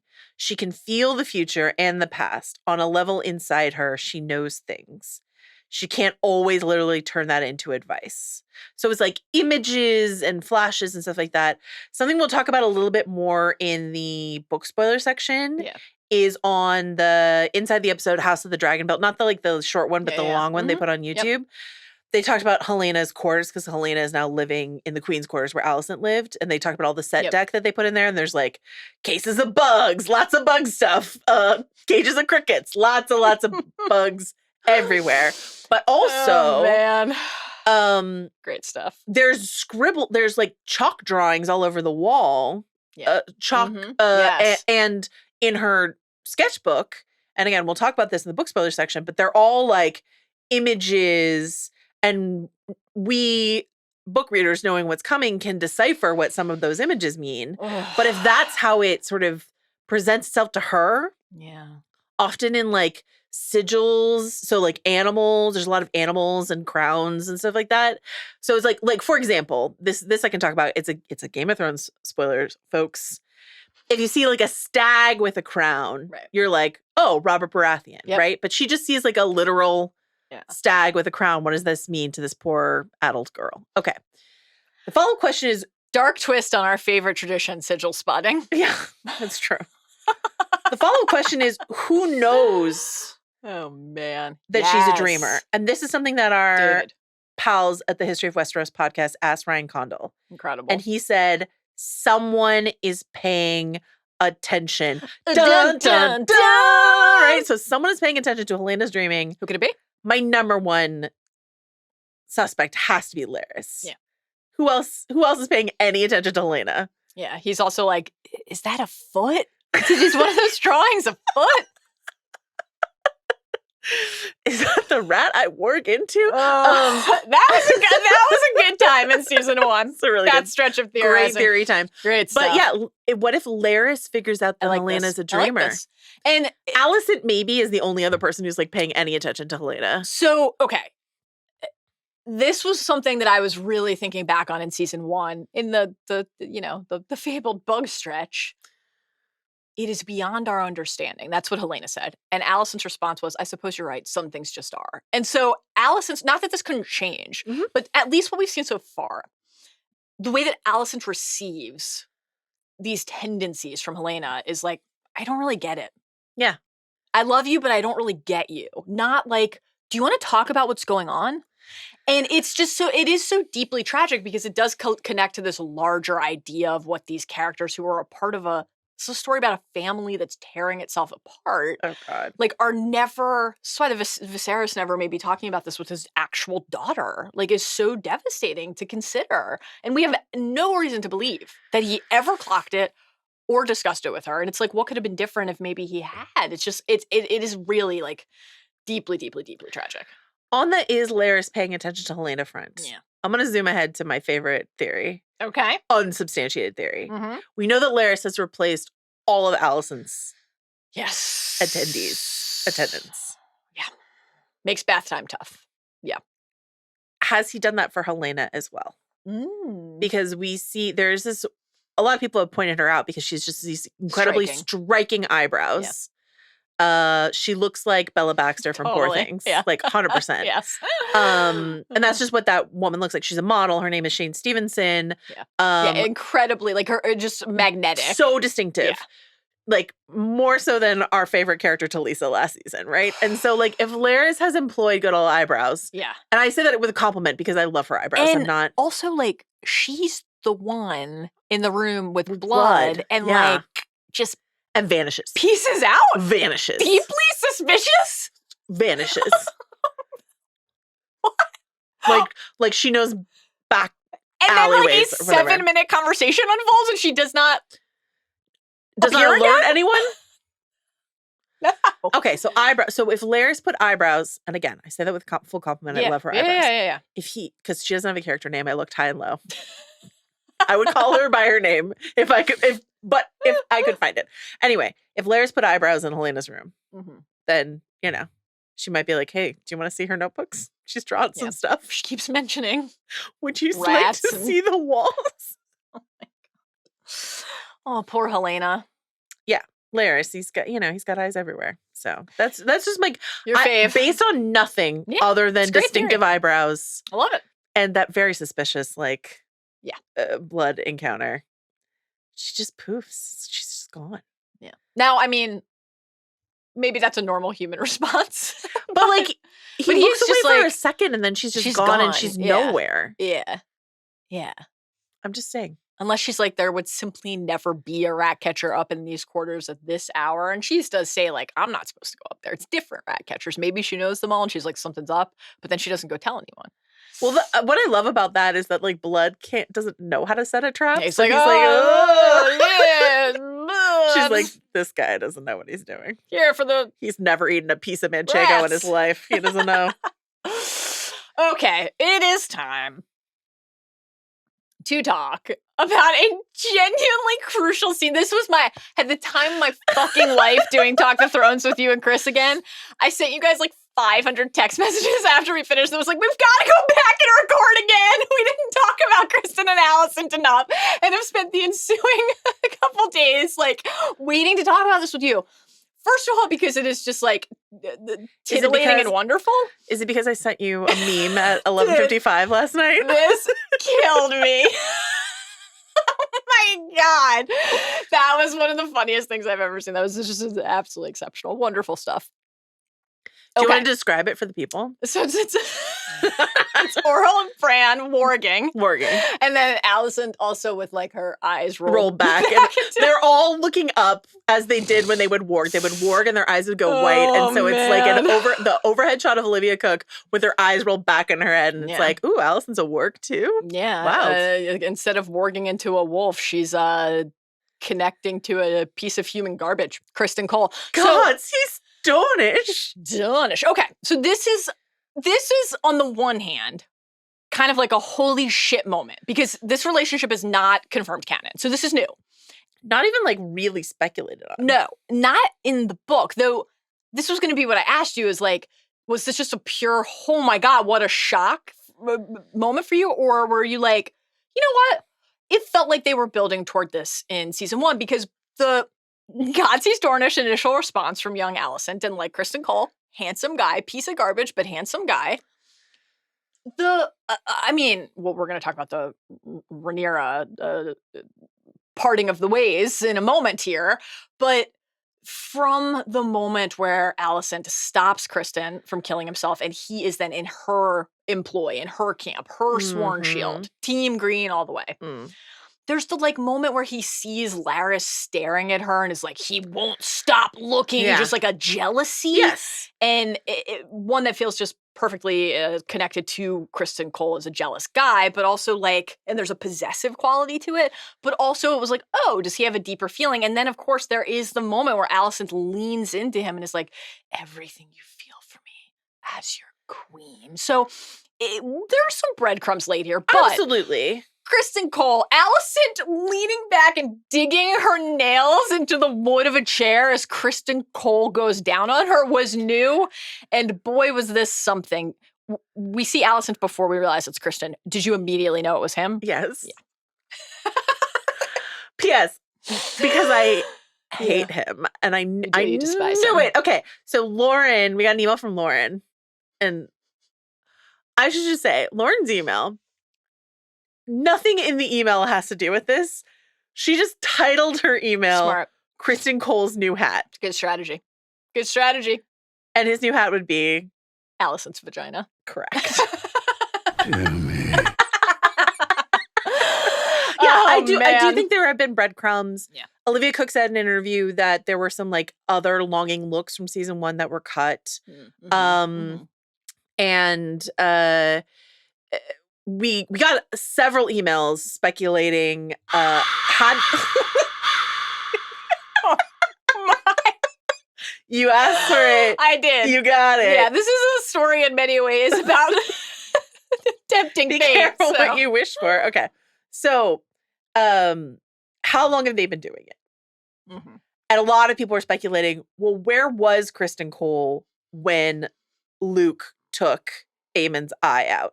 Right. And Viserys asked him, he's like, excuse me, where were you? And Criston, being the piece of shit that he is, he's like, well, we never thought we had to guard princes from princes. Right. He's an absolute piece of shit in that scene. And it's always. like, again, have you heard of Maegor the Cruel? But Olivia Cook said that the official word from Olivia Cook is that this only started up after Viserys died. But This is honestly, you don't believe it? That feels right to me. Oh, yes. I believe it. But I would say 3 days after, like quickly. Great stuff. It's only been a few days, right? Remember Tywin and Cersei discussing like the appropriate amount of time before a new marriage? It's like a fortnight would be fine. Alicent's like, as long as we can no longer smell the stench of his bloated, rotting corpse, let's get down, my man. Okay, but that takes a while to clear. It's true. And he stunk because they were keeping him secret for a while. And they don't have Lysol. Like, no, they don't. I think this is definitely post Viserys, but the fact that it happened so quickly, you're right, because only a few days have passed. It is like, and so this, and we're already at this can't happen again. Yes, so they've been doing it. I mean, that doesn't last long. That pledge, sure don't. That pledge. So, a couple things here on the Alicent front. I want to talk about Criston's hypocrisy in a second, but on the Alicent front, I will say we would like more for her than Criston, but it is. I was like, get it, girl. Like, no. I want this for Alicent. Her relationship to sex in the story that we've seen so far. I would have loved this for Alicent from the jump. Yeah, she can actually find joy, and pleasure. It's not. Oh, but it's Criston Cole. It's except. Yeah. She made Rhaenyra's life a living hell. This is the thing. For the same thing. Yes, the she judgment. Endangered those boys. Like like embarrassed, made their lives live. Like all the shit that she did around Rhaenyra's absolutely consensual. I married a gay man. He's got a boyfriend. I have a really nice guy who's now dead thanks to Larys. Yeah. Like, they had an arrangement, a polycule. Yeah. They were an American family, okay? They had just like figured it all out. They were hurting no one. And Alicent decided to make it her and everyone else's problem. And Criston's like, Rhaenyra, that spider, that slut, that whore, you know? Even before that, like the way that Yes. Alicent responds to the murmurs that Rhaenyra and Damon had gone to the bowels of a pleasure den, like the judgment. Yeah. We talked about that a lot because part of what made episode 4 so effective in season 1 was you do feel for Alicent because you see that Rhaenyra is taking her pleasure and Alicent is literally pinned down by duty. Yes. But then, is that what we're calling Viserys now? by the festering flesh sack embodiment of duty. Yeah. And like they had a version of love in their marriage, but she wasn't finding pleasure in it in that way. And so for her to get that here is nice, but I agree with you. The hypocrisy from Alicent is palpable. And then speaking of hypocrisy, It's worse for Criston. this is just like absolutely beyond the pale. Criston and Rhaenyra sleep together in episode 4. Very dramatic sequence where he's like folding his white cloak, putting it aside, at war with himself, at war with himself over what to do. Yeah. And then in episode 5, And listen, I have a lot of like there was all this conversation around the time where it's like, yes, could Criston even consent? Could he even say no in that circumstance? yes. And I agree with like plenty of that. Absolutely. That is a fucked up situation for Criston to find himself in. And then in the next episode, he goes to Rhaenyra in the wee hours of the morning. Is like, "You're up too. Got a pitch for you. oranges. Spices, Spices? cinnamon. Leave your name, your crown, your birthright, your family, and your kingdom behind, and come marry me across the narrow sea." Mhm. And when she's like, "I am the crown, my guy, but we can keep fucking," he wails and screams and cries and says, "I took an oath as a knight of your king's guard, an oath of chastity. I've broken it. I've soiled my white cloak. It is the only thing I have to my fucking name." And then he's going down on Alicent, the Dowager Queen. She says we shouldn't do this again. And he's like, "I'll be back tonight. Can you just pin this white cloak on in the Can you meantime?" just hook this on me? Thanks. This piece of shit! Criston believes, and I just need this to be underlined. Criston believes that every woman is an image of the mother to be Dude. spoken of with reverence. One of the best moments of season 1 and my least favorite episode of season 1, because that line is iconic. And of course, the line that leads to that reply is Aemond recounting Aegon's gifting him this first trip to the Strait of Silk. And then he's like, "Said time to get it wet." And Thrones. to be very clear, Yeah. Criston is wearing that fucking hat throughout the whole thing. Great stuff. Alicent and Criston, that conversation where he calls Rhaenyra a spoiled cunt. Yeah. And then Alicent looks at him and he goes, "That was beneath me, Your Grace. I apologize." And she says, "I have to believe that in the end, honor and decency will prevail. We need to hew to that and to each other." But like, Indeed. honor they're and hewing to each decency, other. like we're better than Rhaenyra. Right. We're more pious. Yeah. You know, we would never And yeah. sully ourselves and sully our names. And here we are, season 2, episode 1. Again, I want Alicent to Same. have Yeah. whatever she wants sexually. Same. It's the hypocrisy. This is making me absolutely. This is what she says about Rhaenyra. She expects everyone in the Red Keep to deny the truth our eyes can plainly see. And the king, her father, he knows. Of course he knows. Or did once, but has convinced himself otherwise. He'll do naught but make excuses for her. The Princess Rhaenyra is brazen, relentless. Oh no, that's when Cole says the Princess Rhaenyra is brazen, relentless. Spider. He loves calling her a spider. Dude, we'll do it again in this episode. Let it go, Criston. Anyway, Very fragile ego on that guy. have a lot of empathy for Alicent. I have very little empathy for Criston Cole. And this just boiled my blood. Yeah. But again, I'm pro sex. I want Alicent to have this. Same. But Same. And again, dramatically, it's incredibly rich. Should we go to the small council chamber? Should we follow Alicent and Criston into this chamber together? one last thing. Her putting the cloak back on him. By the way, Yes. Yeah. Helena has Like a clip-on tie. Yeah, has a little hooks. I liked it. Helena has moved into Alicent's room. That means Alicent has moved into Rhaenyra's room. Yeah, Kristen's like, "I've been here before." We're going to talk about that a little. I mean, when they fuck in the bed, like, Yes. it's not just, it's the same bed. I went back and looked because remember when Alicent was sleeping in Emma's bed where she Oh yeah. miscarried, like died Yeah. essentially, and they like couldn't get Alicent a new bed. Yep. I have notes again that she has moved into Rhaenyra's room and she's sleeping in, it's the same headboard, bedpost. It's the exact same bed. They needed Tyrion Lannister at this time. Because, like, the moment he got to the Tower of the Hand, he was like, Ned Stark slept on this? Absolutely not. Outta here. Not a night. Not a one. Nary a one. But it made me think about Alicent, in terms of Alicent dressing someone she cares for in that room. She dresses Rhaenyra in season 1, episode 1. That's right. Before she's named So the that heir people can, in that room. so that people can then do obeisance.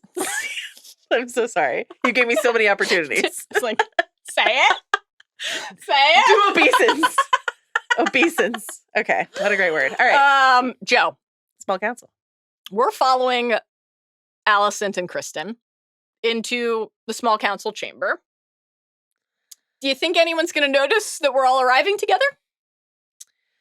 This is a literal text message I got from our friend Kim Renfro when she watched the screeners. Shout out Kim, the best. Love Kim. The best. She says, do you think Otto smelled Alicent on Criston when they walked in? And when you rewatch that scene with that in your head, it's like, I believe he is wafting something. So we briefly talked about, you made a reference on Talk the Thrones to this. It was an important thing to get on the record on night 1. The Midnight Boys had a lengthy and riveting discussion about post-coital hygiene.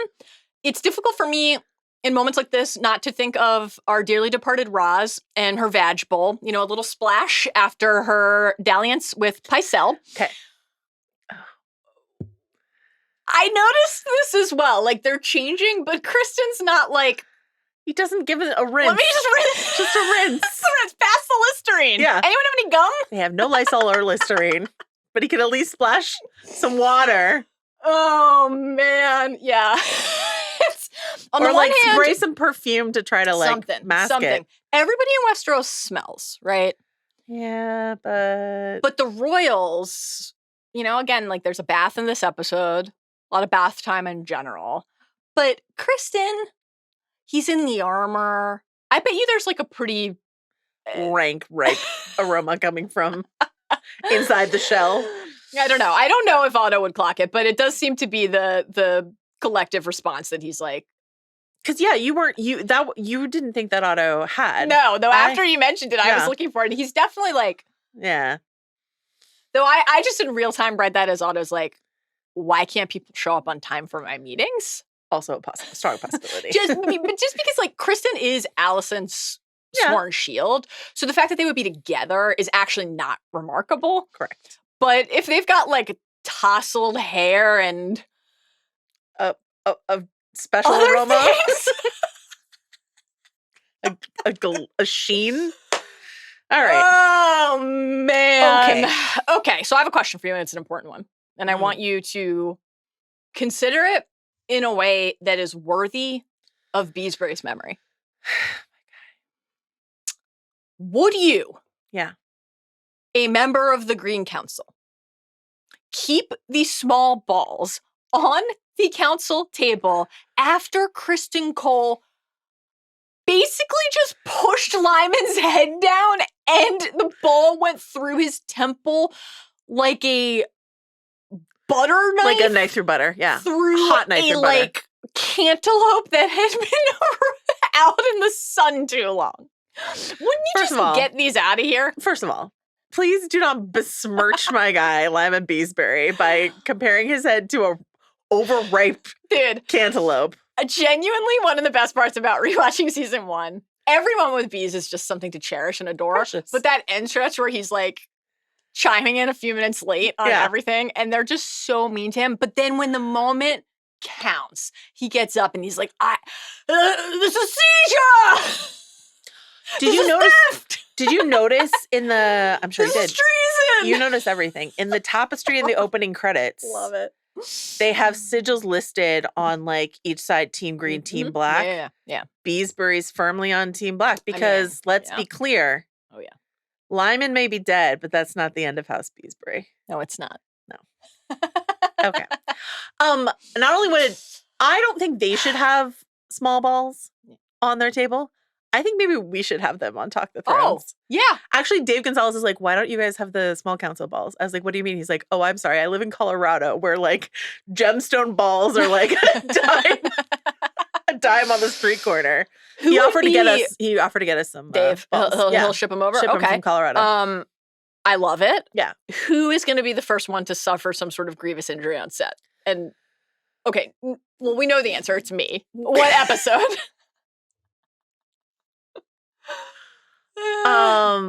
Yeah, I gave you till episode 4 before you injure yourself. Small But council. it might be that they arrived in episode 3, so I didn't last very long. I mean, it's like probably too late for them to get here for episode 2. Let's be real.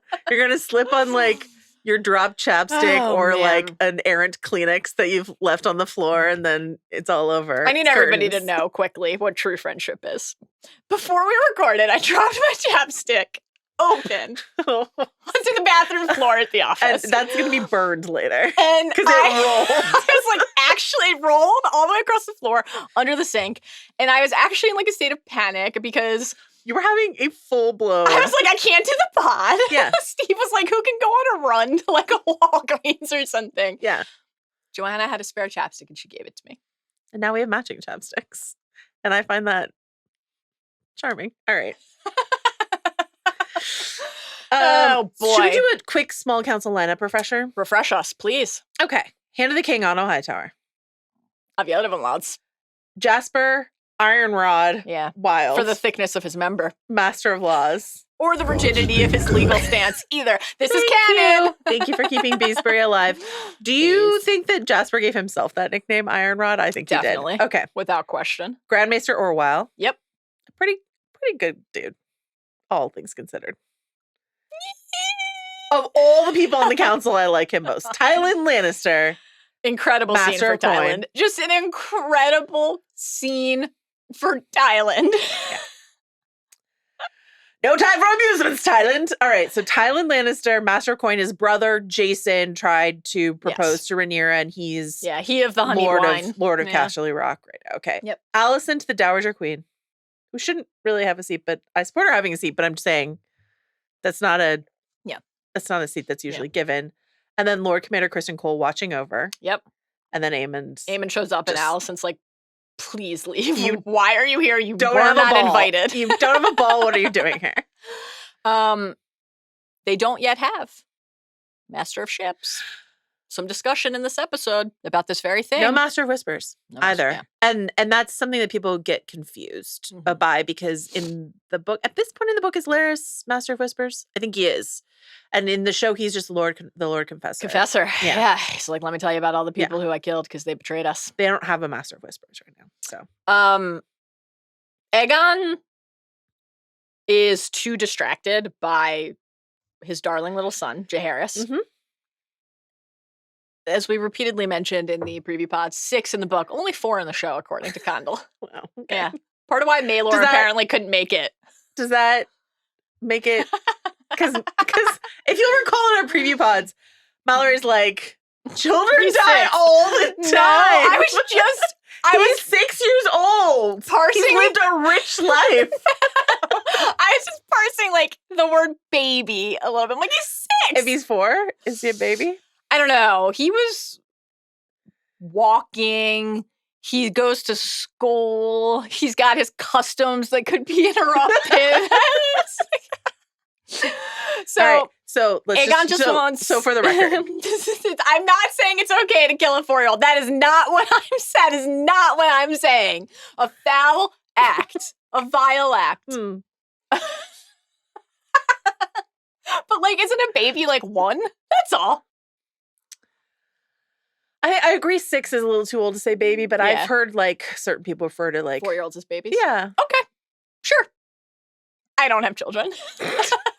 So I'm sure it's quite apparent right Halo now. is still your baby. That's true. He Okay. is my beautiful baby boy. Okay. So Aegon, speaking of beautiful baby boys, just wants to bring Jaehaerys here in theory to train him to be king, but really just so they can fuck around. Jaehaerys steals Tyland's little small ball. He's playing with him. Tyland's pissed. Aegon's like, is the heir to the Iron Throne bothering you? The look, Jefferson Hall. dude, amazing scene. The look when Aegon suggests the pony ride and Tyland's like, oh yeah. And he's like, Seriously. There was just that little moment of venom Yes, there. yes, like, oh no, yes. I actually am in control. Don't forget it for even a second. That was a Joffrey. Oh, yes. Yeah. Oh, yes. No time for amusements. Silent. Steve, we need to add that to the soundboard so that every time we're running along, you just come in with no time for amusements. Yeah, if we do a chapstick, like a lip balm. It's great news when Steve's looking at the runtime later and he's like, what can I cut? It's just like 45 seconds on chapstick. That part where and now 10 more when we're talking about it again. That part where they touched their chopsticks to each other. No free ads. No free ads. Yeah, blur out the brand. Yeah, blur out the brand. So they're going through potential allies. Yeah. Aemond and Criston later will have their map, which they're using coins on, real like rich kid stuff from Aemond. He's like, let's just use my money to mark. But Otto has he's pulled in the dry erase board. Okay. They spent a lot of time on this on the House of the Dragons build video where the woman who made it, she was like, I wanted this on the table. Let's be clear. I wanted this horizontal on the table. Ryan Condal was saying, too many of our maps are down on the table and I don't feel like you get the full scope. He's like, I kind of wanted more of like a World War II sort of like war map on the wall so people get a better sense of the geography. And it's true because like the painted table, as cool as it is, I don't think looking at it, you get a great sense of the geography. No, and like your main marker for the geography is you're like, right, which castle did Stannis and Melisandre fuck on top of? Yeah, okay. Now I have my bearings. That's it. But yeah, it's supposed to be made of ivory, sections of ivory. So like, can we get a whiteboard made of not of ivory? I don't believe in that. Yeah, careful. But in like fake ivory. Is mother of pearl something we can do? Is that? Sure. Probably that's bad too. Okay, never mind. Let's just stick with the regular dry erase. We'll just use Google Docs. Okay. So imagine how much ivory we would need for your show notes. Oh man. Oh my goodness. We wouldn't. Panels upon panels. We never would. They're going through the rosters here, right? Who has aligned with which side? Choose a side. No reply from Rhaenyra. Shocker. It's not going well. This effort to repair the realm thwarted. Ironrod, lippy. Too much feedback in this scene. An apology for her dead son. Let's just remind everyone that in season 1, episode 9, Alicent said to Ironrod, one more word and I will have you removed from this chamber and sent to the wall. Seemed like he really heeded that. Got the message. Alicent, you gotta follow through on your threats or else they're just empty. Yeah. You think words he should be words are wind. Yeah, you think he should just be like meeting up with Craig's kin up there? That guy with the bowl cut? Riding the winch. Yeah. Whew, boy, that haircut. Sheesh. Okay, rapid fire through. Remember when Tyrion said Janos Lint to the wall? Remember Janos's final moments? Man. Game of Thrones. Been a threat. Sam saying that he found Janos in a puddle of his own making was one of my favorite moments, truly. Great stuff. Everybody laughed. They all chuckled. Okay, no reply from the Vale of the North. We know why. Jace got him. Jace, our guy. Sorry. That's a quote. I don't use that word. Oh, man.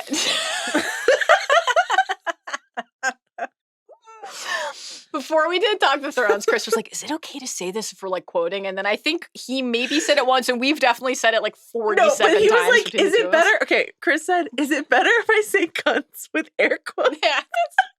And you and I were both like, that's worse. That's Keep the way fingers worse. out of it. That's way worse. They think they have Storm's End. Okay. Not a surprise to us after what we saw with Boros at the end, but Aemond, Flores, betrothed.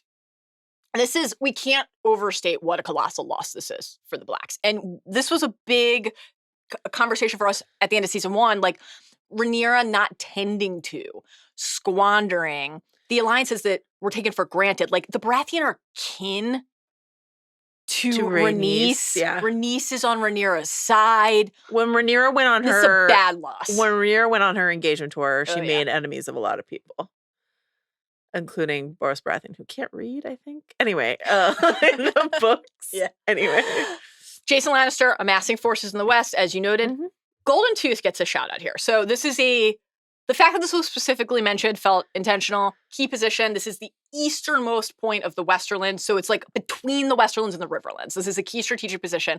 But also, when we were breaking down the trailers, we're like, what is this other light stone tan structure that doesn't seem to be the other thing that we talked about a lot in those trailer breakdowns? This is it.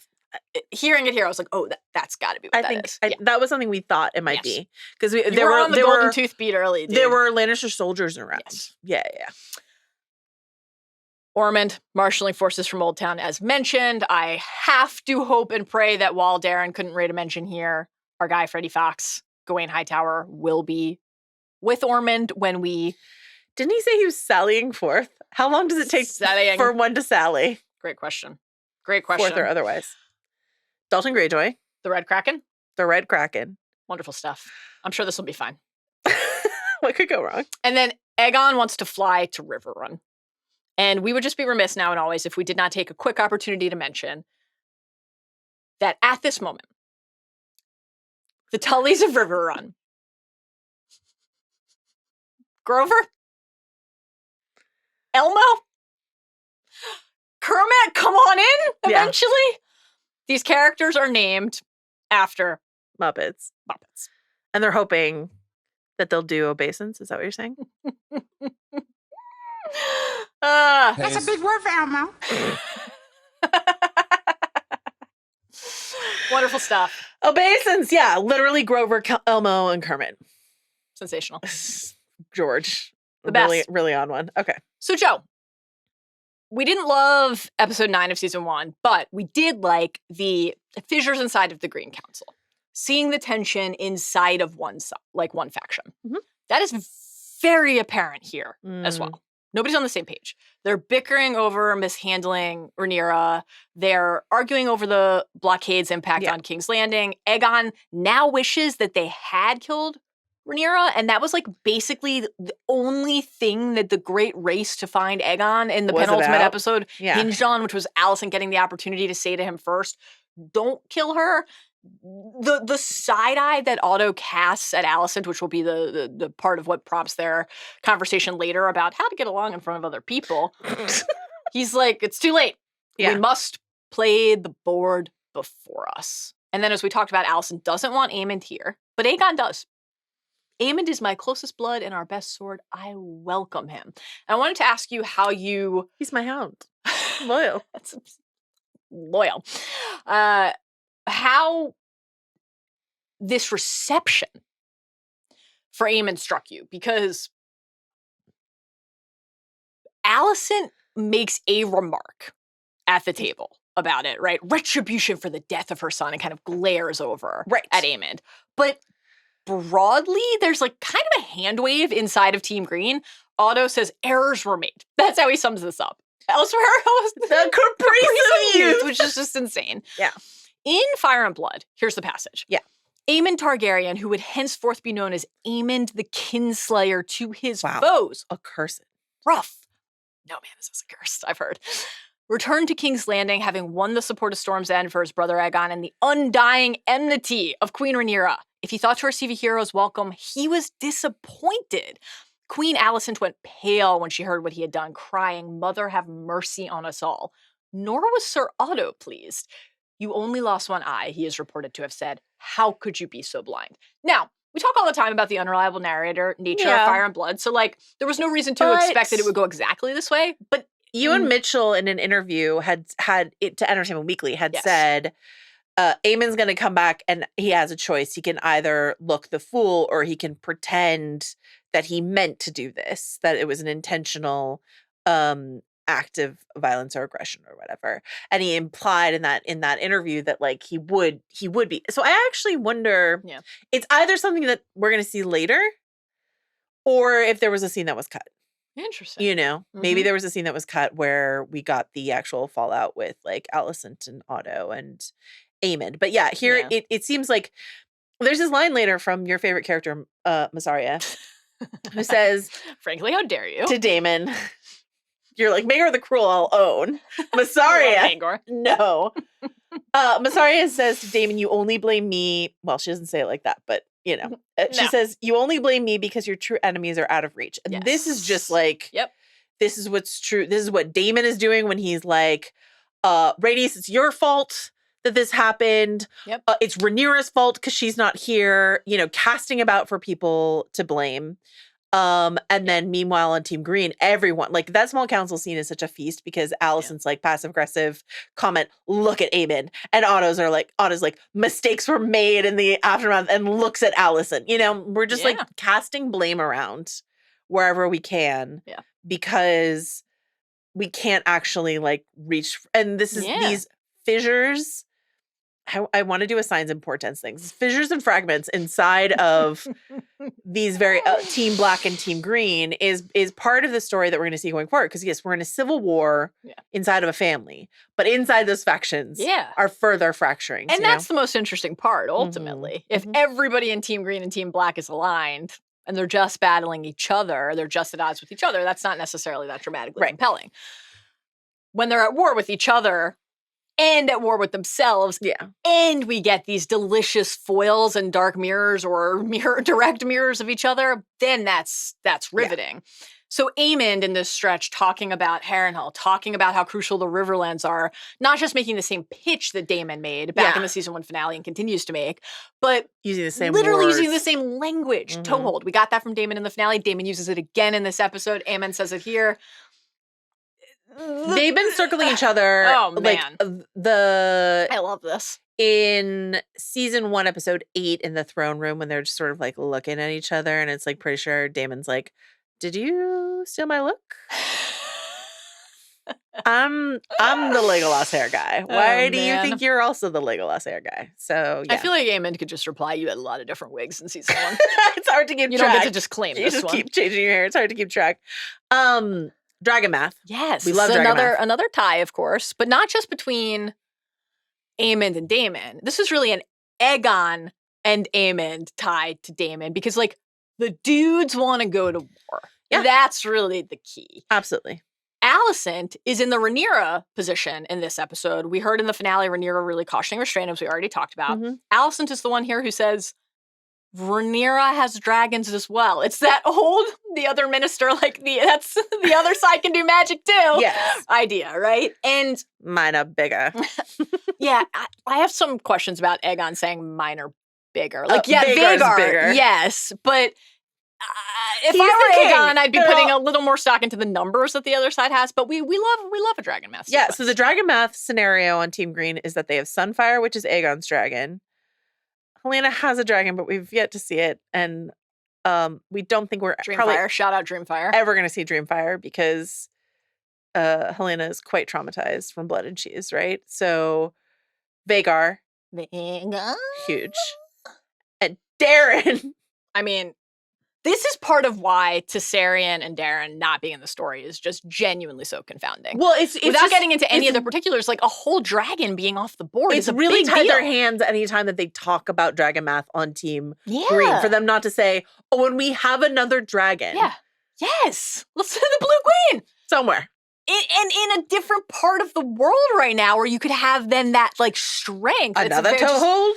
Another toehold. It's a very strange thing to leave out. I did notice just while we're doing dragon math here that, well, I thought I noticed, I'm not sure if this is confirmed, but it seemed under the beds, under the twins' beds, that they had the dragon egg ovens. This is another frantic text we received from Mallory. I forgot to say that it looked like there were dragon eggs. It did look, and like the egg in the cradle is a Targ family tradition, but it did look like they still had. Sorry if I just blew out the mic on that, furnaces. Now the kids being younger, I guess, could align with this, but does that mean that Sharikos and Morgul aren't probably in the story?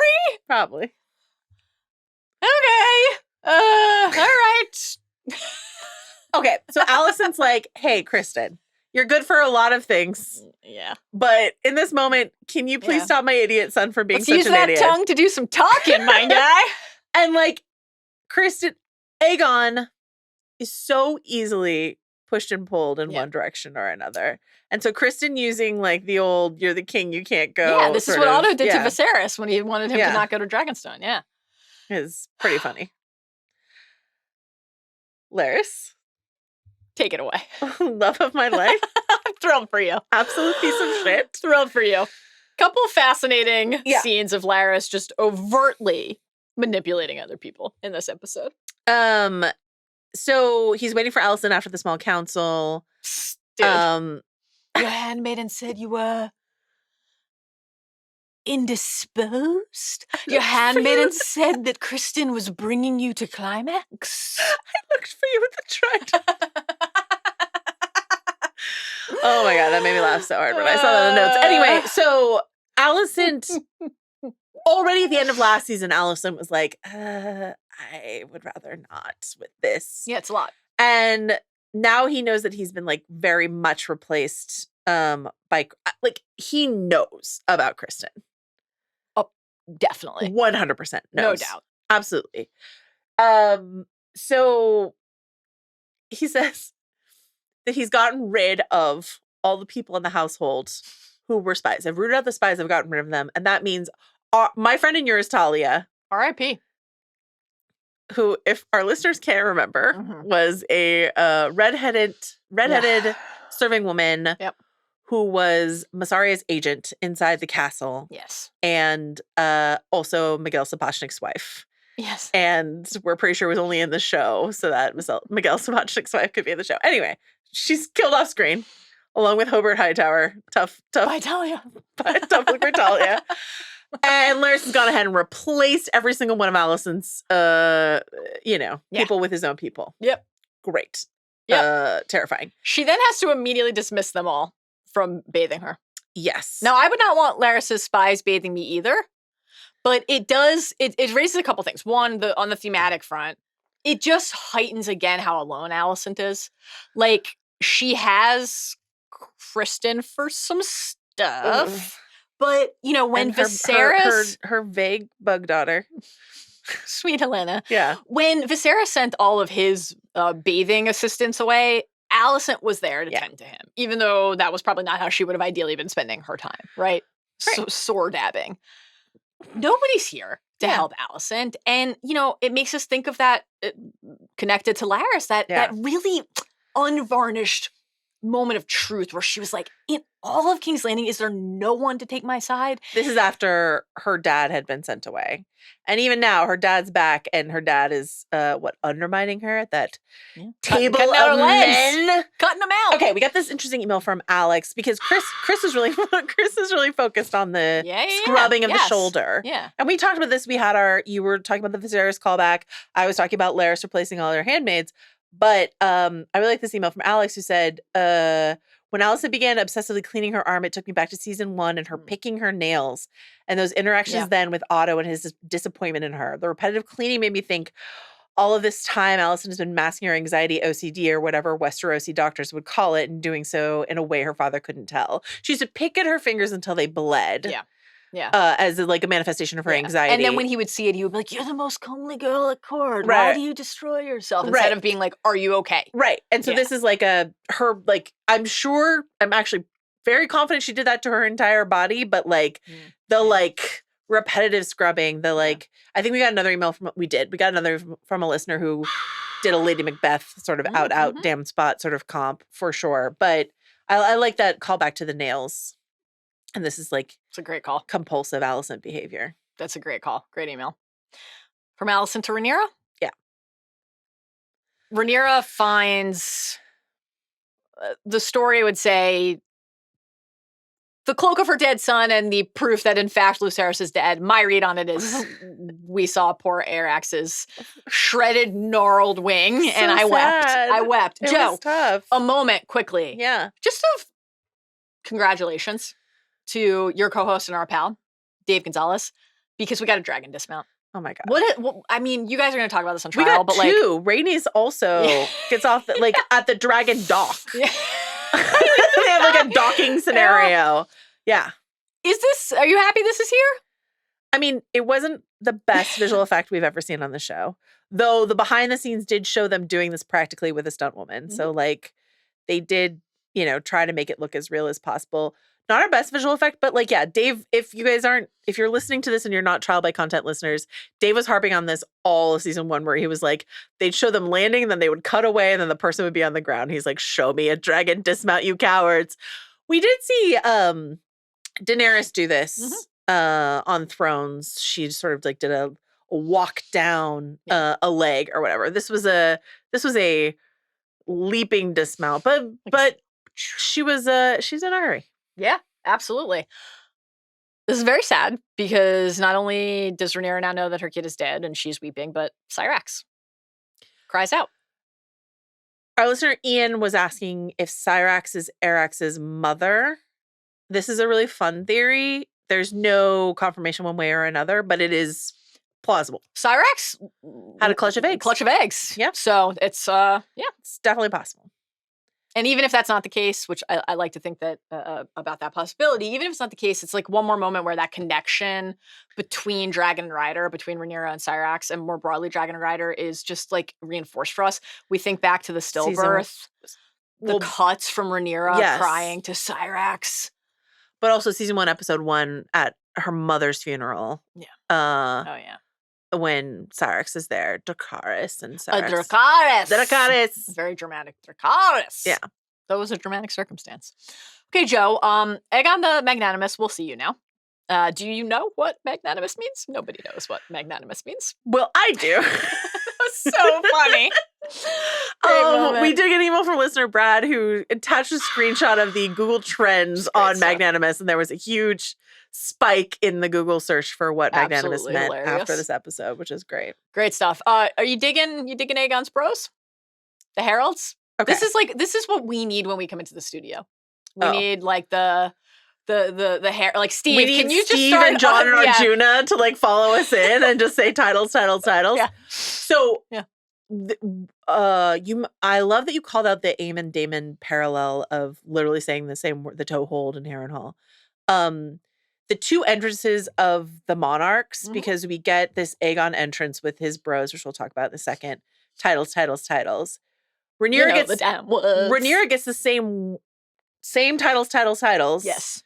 When she walks in, yes, but she's just like storming in, and this is when she's about to say her one line. Yeah. But like the camera follows her in to the painting table and the council and stuff like that. But I love the contrast of the two. There's a herald like saying, absolutely, Lady of the Rhoynar, like all this sort of stuff. The other contrast that really struck me is, of course, like when we last saw a Targaryen king walking into the throne room, it's Viserys' long walk, and it is striking, like the speed and vigor with which Aegon makes his way toward the throne, walking right past the statue of Viserys the Peaceful as his legacy crumbles in real time. Yeah. Like that was little things like that the show does really well, I think.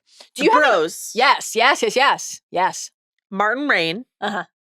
You love a rain. We clocked that sigil in the trailer. Oh yeah. That was fun. The Reign of Castamere red line. Martin Rain, good old Marty, Leon Estermont, Leo. The Estermont's sigil is a turtle. Great stuff. This is one of George R. R. Martin's favorite sigils, is the Estermont sigil. It's great. And Eddard Waters, a bastard. Yeah. How progressive. Nobody in this family has ever had a note about a bastard being at court. So Marty, Leo, and Eddie. Yeah, I love it. Okay, this is the trio of bros. We see them later drinking around the throne with him. But not the lads. That's a different group of characters in the story. So. I've decided we could call them any number of things. Mm-hmm. Yeah, what do you got? Yep. I want to go with Pussy Posse. I love it. And Steve, our producer, suggested that I explain to our listeners who may not be, I don't know. Is this I don't know. Boy, that makes me feel It might be slightly generational. Wow. But to be clear, Pussy Posse is what Leonardo DiCaprio and his pals, his other actor friends in their youth called themselves. That's right. Nancy Jo Sales wrote a great one of the best articles of all time about the Pussy Posse.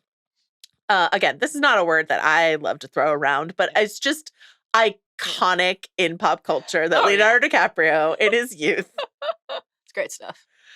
Along with Tobey Maguire, among other people, call themselves the Pussy Posse. So this feels like Aegon's Pussy Posse. Marty, Leo, and Eddie. I have no notes. Great. Moving on. On the moniker front, Yeah. do you have any alts that you'd like to throw out for Do you? Aegon the Magnanimous, Aegon the Dragonheart, Aegon the Dragoncock? I did not have my ivory whiteboard to brainstorm. I just want to toss out for consideration for the room, Aegon the Window Wanker. the Think it over and get alliteration back of to no, me. the alliteration of it is just immediately appealing to me. I do like it. Okay. Oh, man. Okay, so he makes his way to the throne. He's got the Conqueror's crown on. It's that idea from Fire and Blood and Every Auto we talked about symbol last of year. legitimacy. Belongs to him. The next line also is like, plus he's a dude, and that made him qualified in most people's eyes. Not ideal. Yeah. Not ideal. Great. He hears some petitions. I loved this scene. This was great. Top to bottom. Okay. What percentage of your response was, wait, could Aegon be good at this? Like, does he have the capacity to maybe be good at this? And what percentage of your response was, why does this dipshit not know to say out loud, I intend to burn the blockade? And also, wait, do people, is word going to travel if I try to just make one exception? But like the way he interacts with, now, like Laris will invoke this to kind of manipulate him in the next scene, but They won't know. they won't know. They won't know. It's a podcast for one. They won't know. Even though we know it's a tactic from Laris, like he is right actually to note that Aegon has a touch with the small folk. Well, again, this stems from that like validation he got from the coronation, and he just like wants to be magnanimous so that this shepherd So that or he's this beloved. smithy or this guy with salt like will think of him as a good guy. Gerard, Hugh. One of the things that when we overhear when Blood and Cheese are walking through the throne room later and Aegon and the pussy posse are getting wasted. One of the Gonna things catch on. there's the little like this is when they're talking about the nicknames, but then which would your grace prefer, to be loved or feared? And he says, I need to be both. Why not both? My mother and grandsire mind me like some helpless duckling. I need to be both. Like it of course makes us think of the Daenerys and Viserys Mhm. conversation about like, nobody ever gave me what she got in there. So yeah. Targs. I think that there is one learning in real time moment that we have though, because he says all this stuff and Otto is just like, let me walk up the stairs and just like tell you what it is. Can't give the sheep can't do back. You this, need them for blah, your blah, blah. dragons. But then at the end, when he says something, having learned from Otto that when the king speaks, everyone listens. Right. He's like, he's in the middle of something. He sees his grandfather coming up the stairs to tell him he can't do this thing, and he Implements just sort that of feedback in real time. yeah, and then he just sort of like Yeah. makes a proclamation that makes Otto turn right back around and be like, well, I guess I got to give him this one. You know, fucks me. Some coin for the Smiths for their scorpions. Mhm. A request from Hugh. Just a guy being a smith. I think. Anything else on this scene, Joe? No. Back to Laris then. Pulls Aegon, Yeah. compliments him. Here's how you remind me in a good way of Viserys before I tell you how you remind me of Viserys in a bad way. By the way, The old king. Otto's Jaehaerys. your dad's hand. Okay. The You use have to. of the word Pliable. pliable was just chef's kiss. Yeah. Delicious from Laris here. You love Laris. As you know, I do love Laris. I think he's a wonderful character. Every now and then in season 1, especially the early moments with Laris, I was like, is this too, here's this story's Littlefinger? Schemy, yeah. And just like, shouldn't the characters feel how they're being manipulated by him? But something like this here, like you resent the fact that your father didn't take you seriously. Like, don't let the people who led him astray do the same to you, is perfection. Plus, like, you get to pick who your hand is. You don't have to just take who your dad's hand was. Yeah. Don't let your grandpappy tell you what to do. Grandsire. Speaking of grandpappy, Alicent and Otto. Yes. Otto, who is being dunked on by Laris here when in episode 9 of last season, Laris is like, yeah, we talked about this in Talk to Thrones. Laris is just playing all angles all at once all the time. constant. Yeah. He's not switching sides. He's just playing all sides all the time. Every door open. Yeah. Every door open. Okay. And seeing Alicent close a door on him he's like, Right. he wanders directly from there to the throne room, essentially. Yes. So, yeah. Yeah. And we should mention, because I don't think we have yet, we see Cheese in the background Oh, yeah. multiple times in this episode. Passing Quite by fun. the door, Yeah. the open door of the throne room was Yeah. the one that gave me the biggest Yeah. chill. That was Yeah. like, whew. Family time. Alicent and Otto just sitting at Dad's table reading his letters. Oh, am I not supposed to read your email when you're not in the room, this Mallory? is so funny to me. Don't It's leave like, your laptop unattended then. that was genuinely my thought. I Yeah. was like, I feel like Otto would put this shit away. Yeah. In a Right? lockbox. Yeah. So Alicent is annoyed that Dad kept her waiting. And she has some notes on how things have been going for them, which is a series-long proposition at this point. Yes. What did you make of the scene?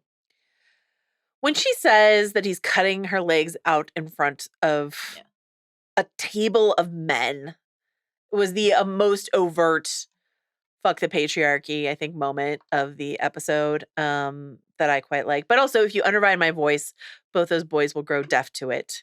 And he sort of like, he hears her. He's like, Yeah, I hadn't sits seen down. it that Yeah. way. Okay. However, they both have a completely incorrect read of these boys. Totally. Right? Totally. Yeah. Aemond fiercely loyal? Absolutely not. Aemond and Criston just like having their own little bro sesh. Yeah, and again, when they were having a bro sesh last season running around looking for Aegon, Yeah. all Aemond talked about was how he should be king. He was a better fit to Yeah. rule than Aegon was. Right. And then them Uh. saying Aegon's gonna get bored. That might be true, but I Yeah. think his interest is gonna last longer than they expected. Mhm. Right? Yeah. They don't understand the amount of validation that he's getting from this. Well, and that fits so perfectly into this family dynamic because underestimating or just simply your not kid. paying attention at all to what makes the other person tick. I loved that moment in season 1 when Alicent finally called out Otto, right? Because he's like, well, if that is true, then I made you Queen of the Seven Kingdoms. Like, would you have wanted it any other way? And what did she say? How could I know? I wanted whatever you impressed upon me to want, Yeah. and now the debt comes due, a debt you are happy enough to pay. Like, her low point in season 1, from her perspective, is an eye for an eye. She is appalled by what she proved capable of in that moment. And she tells her father that, and Where he's is like, duty? Where is sacrifice? trampled onto your Pretty little- She tells her father that. She's like, I'm ashamed. Everybody's going to think I've lost it. And he's like, He was like, that was hot, actually. I didn't know till right now that you were ready for the big leagues. Yeah. Like, for the way that Alicent is thinking about and looking at and considering her children to mirror the thing that she resented about her own father is, Yeah. again, like, tale as old as time. These cycles repeat. You pass down Hurt that learned people, hurt behavior. people, yeah. But it is like just one more aspect of this tale that is like Yeah. so deeply tragic. Misarya time. Let's just get it out of the way. The accent's Way better. better. Just way better. It's better. Simply better. Going back to season 1 to Yeah. confront that accent again. The improvement This is demonstrable. is notable. Yeah. Notable. No, it's like borderline incomprehensible in season 1. It's And astonishing. so you and I were wondering, we were curious at the time because when the fire happened at the end of season 1, we were like, are they just going to get rid of Misarya? She Because gets a call back in the previously on. It's like, yeah. We were like, are they just going to get rid of Misarya because his character is just not working? And we knew that she was involved in Blood and Cheese, but we were like, are they just going to like Yeah. work around it? Like, what are they going to do? And as it turns out, they just fixed her accent. Great stuff. I thought she was great in this episode, honestly. I agree. These scenes were really good. We had a lot of confusion from listeners Mhm. because so Eric, not Arik, Eric with but an his E. brother Eric, who does not have a different trim on his cloak because now they wear the same armor. Dude. Stealth candidate for moment of the episode. I don't actually mean this. It's a bit, but kind of. Oh, last time I saw there were 2 of you. When last we met, there were 2 of you is fucking hysterical.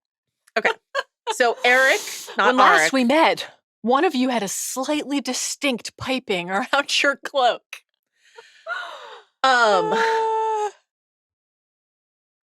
Arik is Yeah. with Aegon. That's right. The A's. Eric is with Rhaenyra. Correct. Okay. Correct. I mean, I was just trying to give a mnemonic to people if they cared. Okay, so Finds her sheltering with a goat, with some goats. Yeah, As one does. and a boat, Mhm. and a lot of our listeners were like, "Was she headed to Dragonstone? I'm so confused." This is part of the blockade. Mhm. She was Yes. headed presumably to Essos or somewhere. She was just getting the hell out of Dodge. That's what Misarya wanted to do. Yeah. And she was stopped and taken to Dragonstone. Yes. What is Eric's job description, by the way? He's like a lot of ground to cover. storing ships in the blockade, and also And I have to assume that the only reason that he was the one who found her is so that we could get the comedy of when last we met, there were two of you. And like, if that's the reason, I'm honestly fine with it, even though it makes basically no sense that he would be aboard the Velaryon ships finding her. And so then Damon, who's been a picture of restraint and polite He decorum handles throughout this the rest well, of the as episode. he does everything. Yeah. Our character we adore, who never again, makes it's just any lashing mistakes. out. It's Rhaenys's problem. It's Rhaenyra's problem. It's Misarya's problem. Yes. It's her fault that all of this happened. Yes. You already mentioned the great "you only blame me because your true enemies are out of reach" line. I loved, did you think I would wither in your absence? Like, she is calling him out. I'm on no longer his under your bullshit. thrall, Damon. That was a Brutal. really good one too. Brutal. You know that shook him. I Shook. He like immediately was like, okay, how about a transaction? But he was shook. He was shook. love that in our notes you called out season 1, episode 9, when Misarya says to Otto, "When your plots ripen and you install your grandson on the throne, remember it was me who put him there." And when I have to tell you something. what? This is a true story about this takes us back to accent quarter for a minute. Sometimes instead of like just transcribing a full quote, I'm like, I know I have this typed out. I'll open my notes from season 1. I'll just copy and paste it. What did you? This is what I had written in my Google Doc. I wrote, "When your blood is a weapon, bracket, genuinely can't tell, have no idea." Because we didn't have Because we captions didn't on our have screeners. subtitles on our screeners. And I, to your point, could not Yeah. figure out what she was saying. So when your When plots ripen, when your blood when is your a weapon, blood is a weapon. could have worked. Yeah. Okay, so she tells Otto, she's like, "Otto, I put him on the throne." Yeah. And then she's like, "Damon, I didn't put him on the throne. Yeah, I was just profiting from the thing that was What going to are you happen talking anyway. about?" In the same scene, she says to Otto, "I could have killed him as easily as a wasp on fruit." And then, she's sending rat catchers into the Red Keep to do a murder. Man. Anyway, I loved all of this. Yeah, this was great. What'd you think of Eric with an E going out of his way to follow Damon down the hall to be like, let me vouch for her? And then Damon's like, eat shit.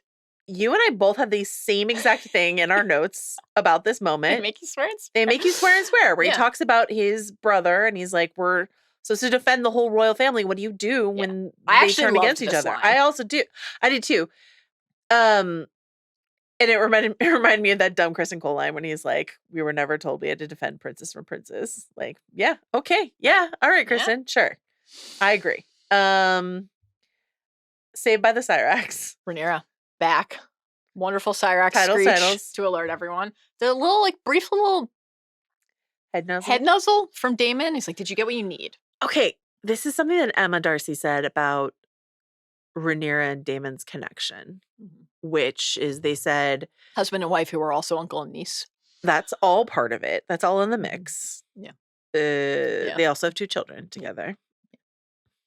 Another Aegon has the family learn nothing. And Viserys, oh, that is a name. Oh, for a king. Oh. Oh my god, the listeners are never going to go back to no video once they've seen you do that. I just loved that scene so much. I genuinely did. It's Oh. a darkness that Rhaenyra shares with Damon. So in that moment, that little head nuzzle made me think of Sean Fennessy, aka the Nuzzler. Nuzzler. I wanted the Nuzzler to catch on more than it did. but we can bring it back. Yeah, let's not give up. Okay. You and me. We'll make it happen. So to be clear, let's write it down. It's Craig Stark, the Craig, Pussy the Pussy Posse, and the Nuzzler. Yeah. Okay. Good company. A darkness that Rhaenyra shares with Damon. And so when Rhaenyra says, "I want Aemond Targaryen," again, her one line of the episode. One. And Amazing. he's like, "Well, fuck yeah. Now I get to go do a murder. Right. My favorite thing to do. Where's my cloak?" Right? But also it's like this in this moment, They're on the same page. Right. Damon's about to skip forward Yeah. a few He skipped chapters. a couple chapters. But right now, Yeah. darkness calls to darkness. Yeah. You know? Yeah. So He loaded the wrong book in the Kindle. It happens. it happens to the best of us. It happens. It happens. So the other moment with Damon and Misarya. is on the other end of this Rhaenyra return and declaration. That's where we get to throw Your a line blood of is a weapon, Damon. when your blood is a weapon. Question mark? It's like, Okay. So we talked about this a little bit on Talk the Thrones, but the fact that we just, it feels important to note that Damon has some knowledge of He knows the tunnels. the tunnels. He gave Rhaenyra the little map. He can in get from episode 4 to bring Rhaenyra's her out. room to the bowels of the pleasure den. Sure can. But he doesn't have everything that Misarya possesses. Has He to seek out a has- different kind of currency from her. He knows blood. Oh, yeah. She knows cheese. Commander! She knows cheese. That's Yes, cheese is who they need to get where they need to go. Okay. definitely. Speaking of Rhaenyra, Yeah. The funeral let's talk about this. And the funeral, and Jace's return.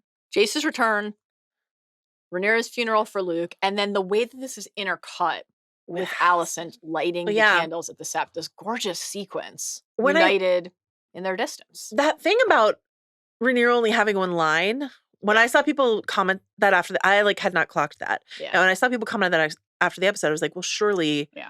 she said something to Jace. And then I rewatched the Jace scene and I was like, no, just Wraps that it up. embrace. And so Yeah. again, we cannot say enough about Emma Darcy and their work in this episode. We already talked about this on Talk the Thrones where we said there's very little Rhaenyra, but Emma's doing so much with her face, et cetera, et cetera. But one line and implanting this false memory in my brain that there had been more dialogue. Because than those moments are so impactful. Yeah, they're and rich. Can convey so much with the plants. That moment with Jace was so gut-wrenching and moving. And again, it's another contrast because Alicent is sitting with Otto talking about how can we control our children. Yes. And Rhaenyra is just wrapping Jace up in her arms, and then Jace is holding Joffrey as they each put something on Luke's funeral pyre. That contrast was so palpable, even though this is a scene that's meant to remind us of the connections, of the ties, because when we see Alicent lighting the candles at the sept, and we'll talk about who she lights candles for in a second, we think back to her taking Rhaenyra there in the second episode of the first season. And even Talking though the about feeling plots and the close. schemes and the plots were already underway at that point, there was such a genuine bit of outreach and friendship there. You were in mourning. You were in grief. You have lost your mother. But also, I your had lost my father mother. loves you. That scene is so beautiful. You're watching that scene in light of this scene. I was just devastated again by the distance between these young women who once Didn't have to go this just way. loved Didn't have each to go other this way. so much. She's talking in that scene in season 1, episode 2 about her own mother, Alicent's own mother, and lighting a candle for her mother and feeling close to her mother and the mother, which is also there, different thing. And so that's the she first lights person she lights a candle for her here. mother. And then Viserys. And then then Lucerys Velaryon. This really got me. Oh, Again, God. it's too little too late. Olivia Cook. It's too little too late. But Alicent, the warpath that Alicent was on, it's an insult. Maybe one day you'll get one that looks like you, Laenor. Over my cold, dead body, Viserys, will you proceed in this way?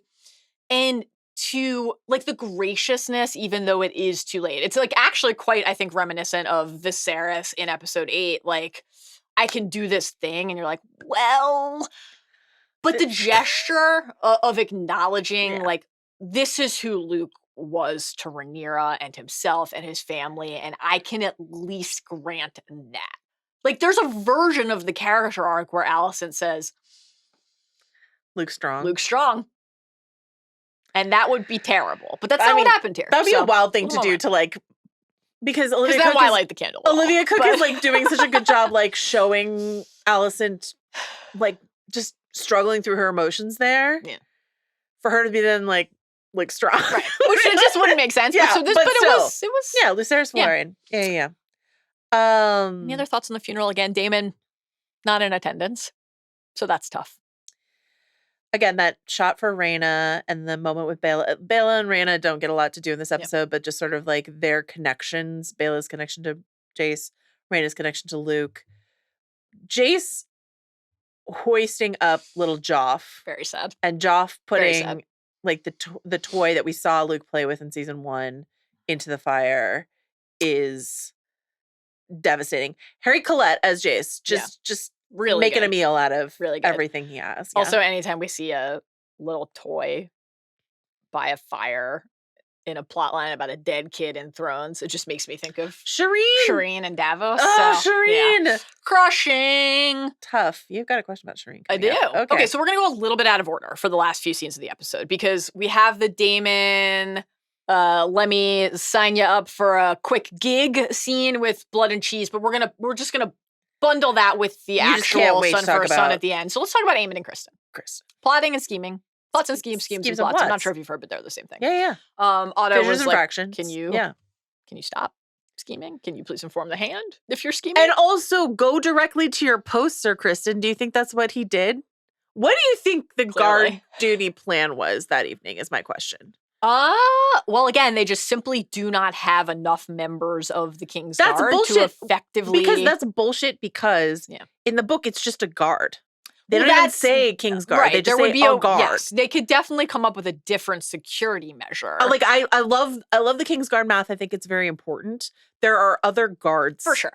Stick those 2 Hightower men we saw riding into the castle outside of I think the question of is Criston Cole a good Lord Commander of the King's Guard is completely valid. Yeah. So like, is his job standing outside of Alicent's door until they can no longer bear the sexual tension, and then he goes inside and like fucks her? How do you think she signals that she's ready? Does the door just kind of like creak open? Or does she like take off her clothes in a loud enough way that he can hear the like, I don't know. Anyway, so like, is his post outside of her door? Mm-hmm. Or was his post outside of Helena's door and he decided to go to Alicent's door instead?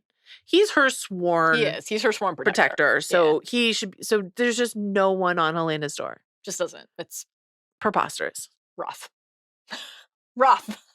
I'm happy to just blame Criston for that. It's going to be a tough performance review for Criston Cole. It's a bizarre... I mean, we're about to talk about Blood and Cheese and the changes they made, but I don't understand why, because Blood and Cheese just killed the guard. Right. So I just don't understand why they wouldn't have a guard there. They've got to kill a handmaiden, they've got to kill a guard. There's other characters they have to eliminate in order to have this clear path. So why don't you just have a guard there, which would make so much more sense, and like kill him? I think that's a good note.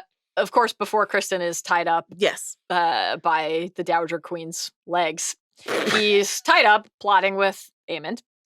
Seamless transition. Thank you. This is why you're the professional. Shout out Rossby. Shout out Stokeworth. Look at old Wallace and Braun. What could have been? Yeah. So Aemond really goes, this is another spot where he's just like full Damon energy. We've wasted precious days in this war of quills and ravens. You love the war of quills and ravens language. I do. Words are wind. You should be leading the van and I should be flying cover on Vhagar. No castle would dare to raise Rhaenyra's banner against us. We could bring the whole of the Crownlands to heel in weeks. Damon in the season 1 finale. Now we need a place to gather, a toehold large enough to house a sizable host. Here at Harrenhal, I guess would have been we got off the west. What's that noise you just made? I don't know.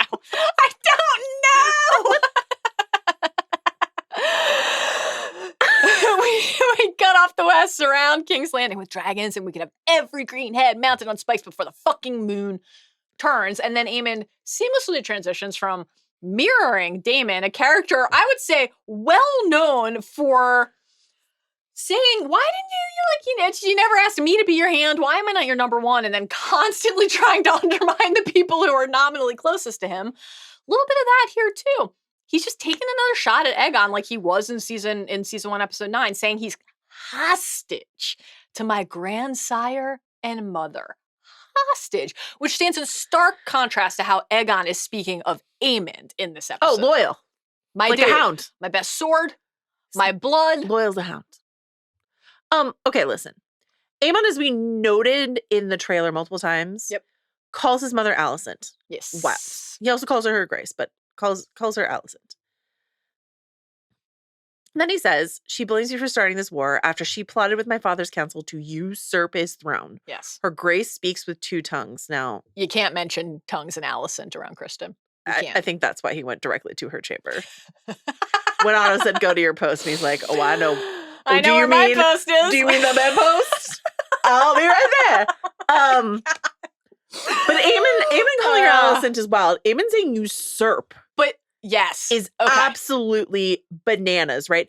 We got an email from our listener, Colin, who just called out this usage of usurp because Aegon has bought into the propaganda. Aegon's like, oh, my dad did love me and changed his mind, and I should be king, and that's great. I got a dagger I'm the everything. rightful heir. I'm it. And Aemon's like, oh, we stole this fucking throne, by the way. We usurped. You know what And I struck me feel about this, great though, about it. is that, like, in season 1, when Aegon is the one who's like, this is, like, just not a part of my life or my reality, Aemond was the one who was giving us Team Green loyalist all the way vibe early. Like, when they're kids in Driftmark at Lena's funeral, I remember us discussing this at the time when they're talking about Helena.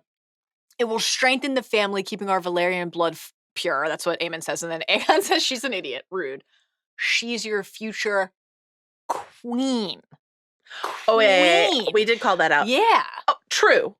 Great. Love that. I still think he knows that it this was was bullshit. Wrong.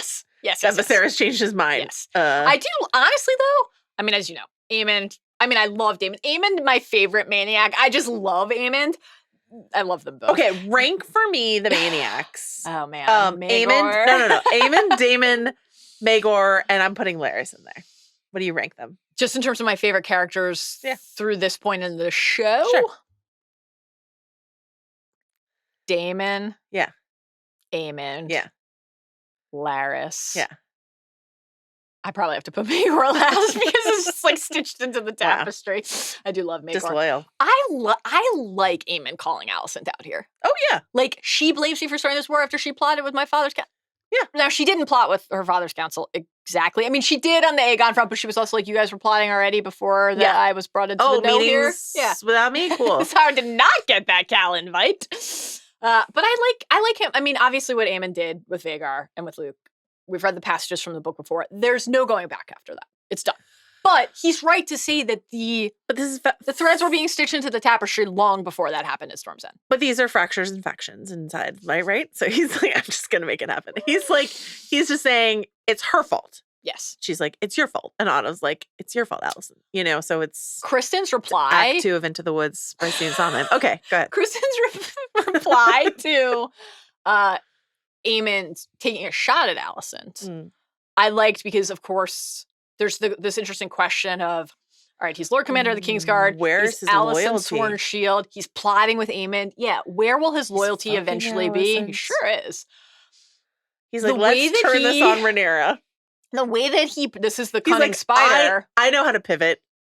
It's my favorite song. She Are you drew ready? Alicent into her web, intoxicated her. It's not your mother's fault. Like, he's definitely talking about himself. He's just projecting so fully his own feelings, which again, I guess that's part of what he and that is the kind of the source actually of his bond with Alicent. So it tracks. How did you feel about how Otto navigated this scene with Aemond? I don't know. I feel like this is just Otto showing that he's not quite on top of his game anymore. Yeah.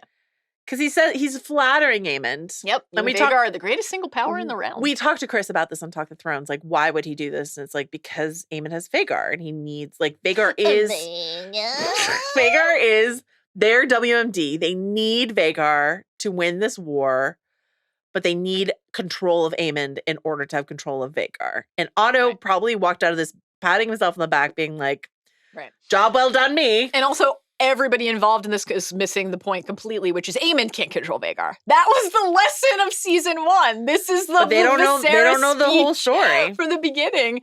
The idea that we can control them. It's an illusion. Great stuff. Blood and cheese? Damon recruiting Blood and cheese. Yeah. Commander!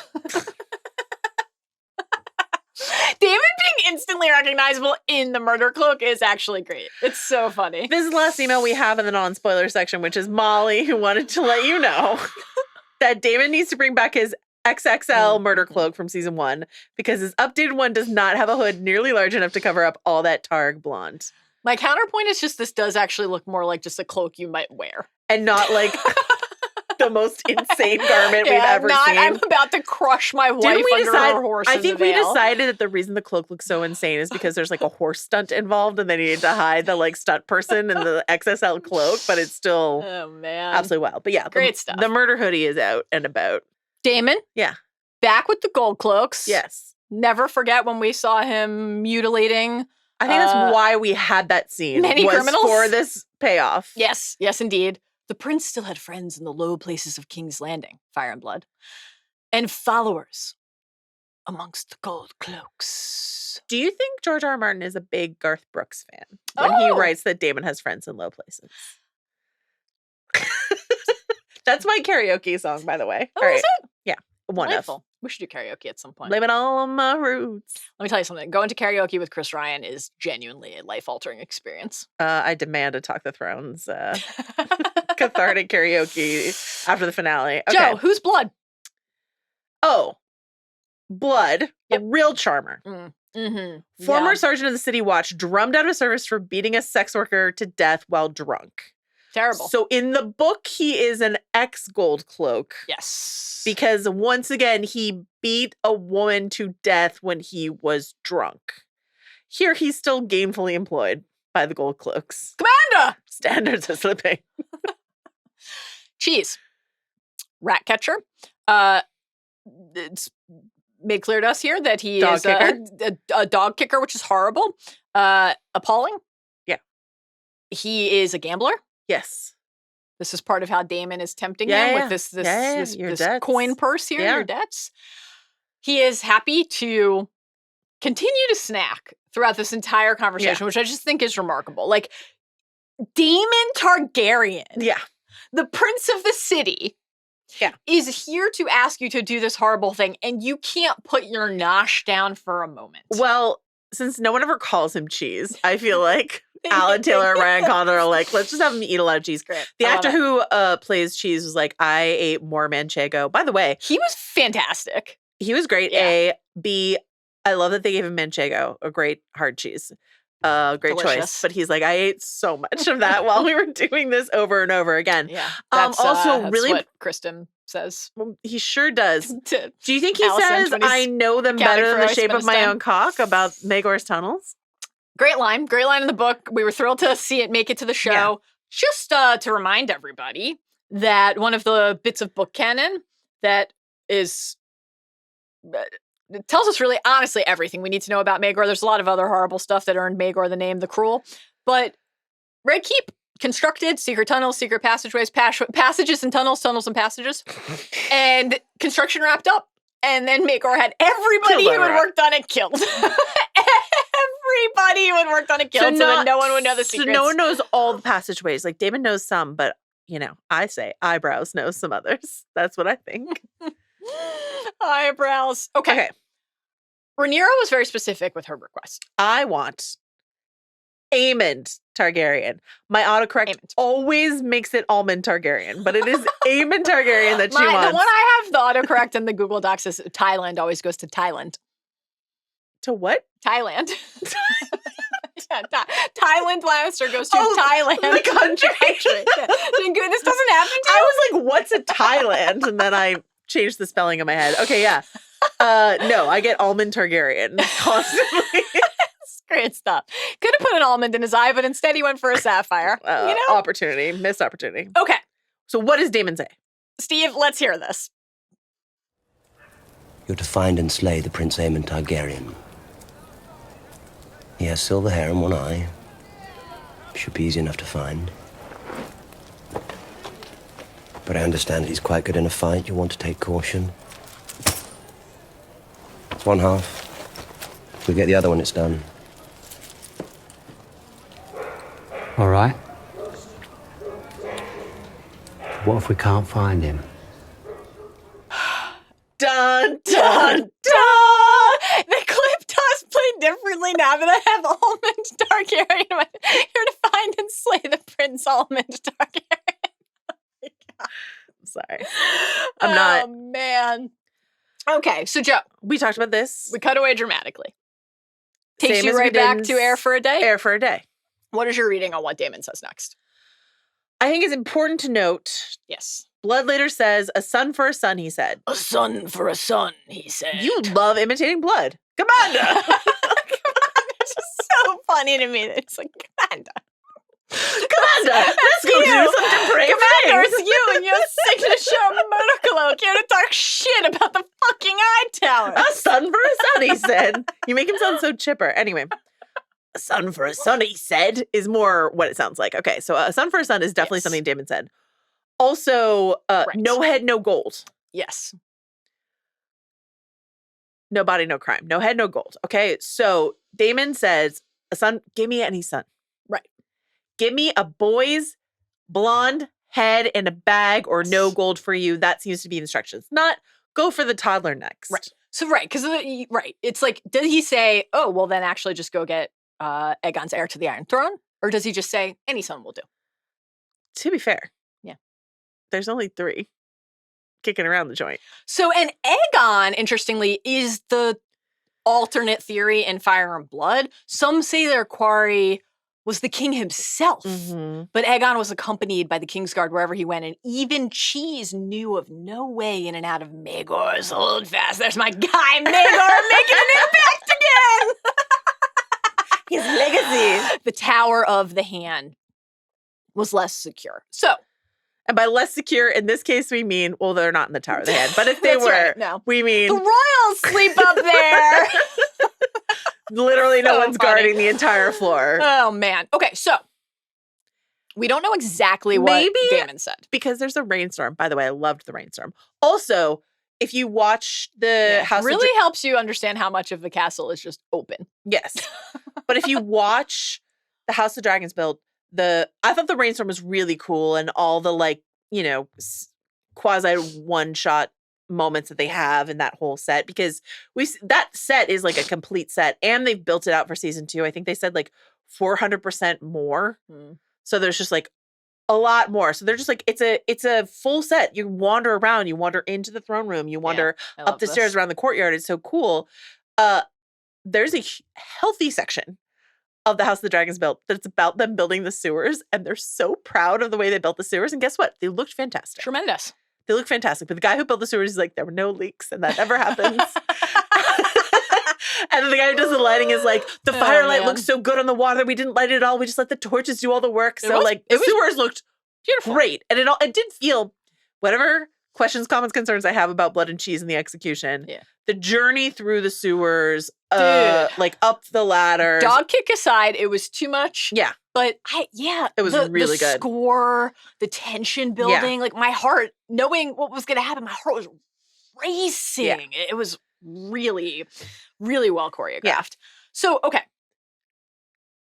We have our deduction about what Damon said. We don't know exactly.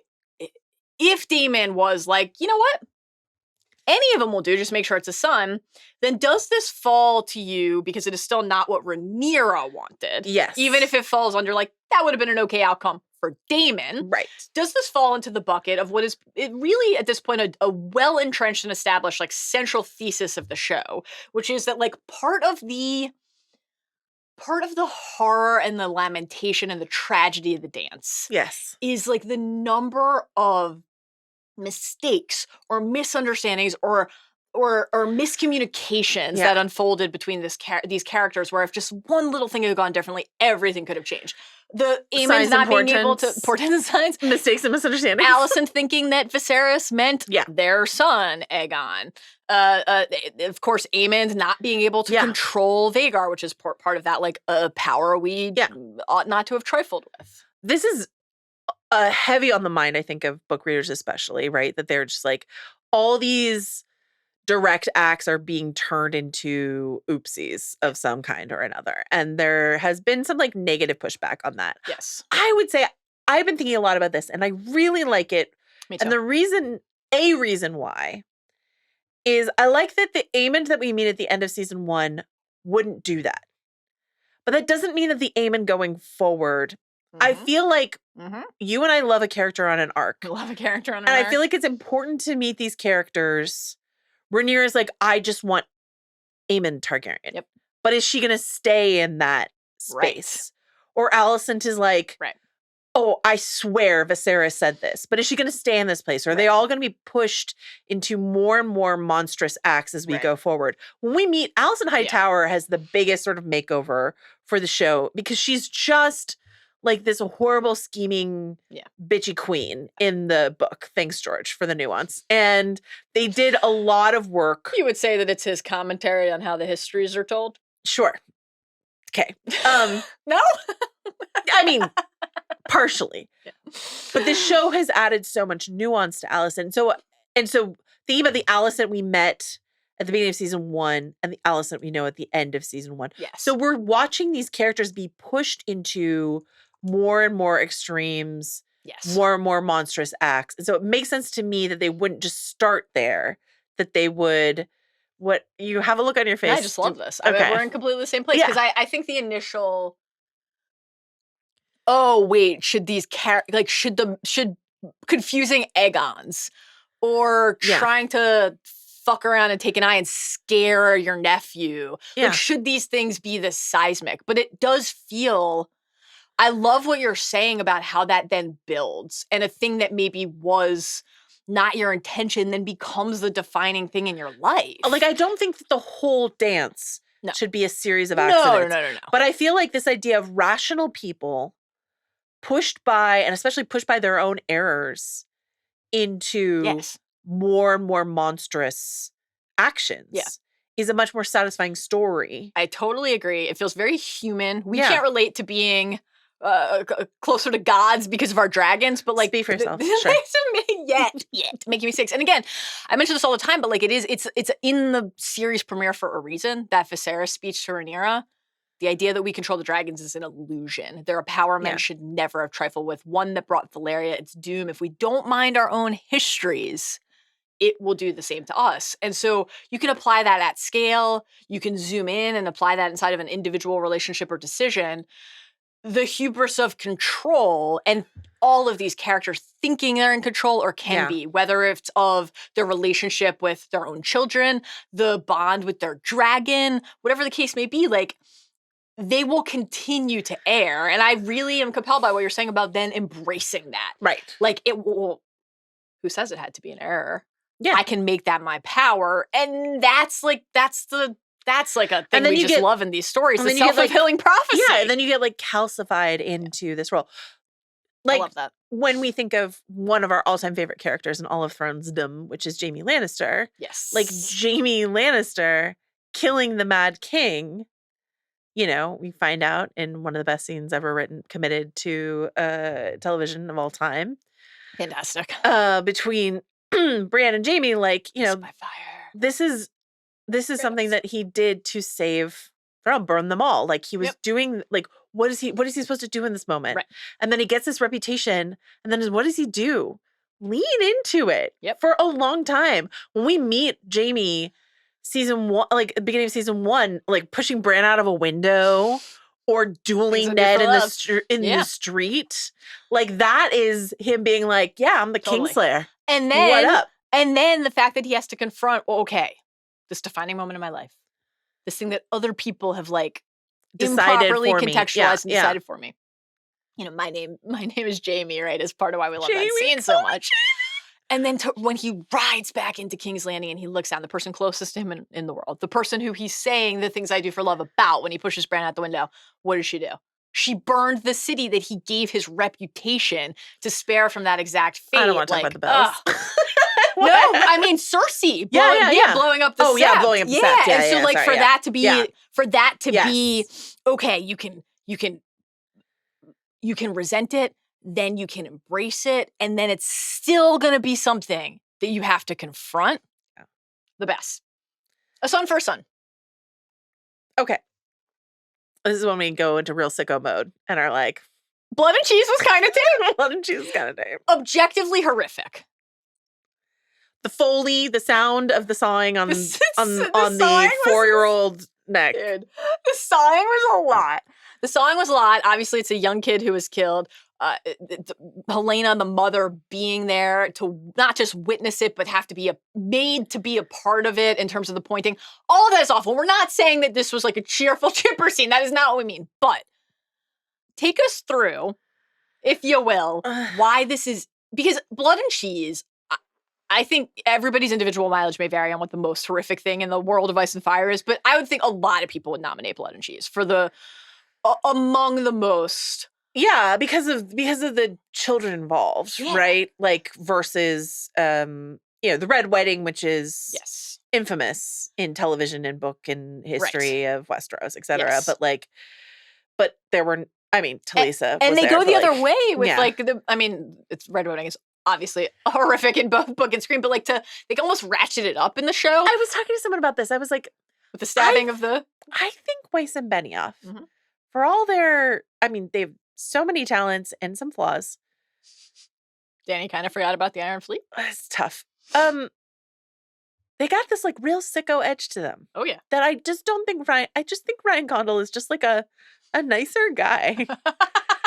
And he's like, we really went for with Blood and Cheese. And I'm like, you did not. This was okay, which is okay. Dialed down. Yeah. Blood and Cheese, like the Red Wedding, I'm going to think about for the rest of my life. Same. And I was just like horrified. Unbelievable. When that happened. Yeah. And when you think of like Michelle Fairley screaming, I think about that all the time. Right?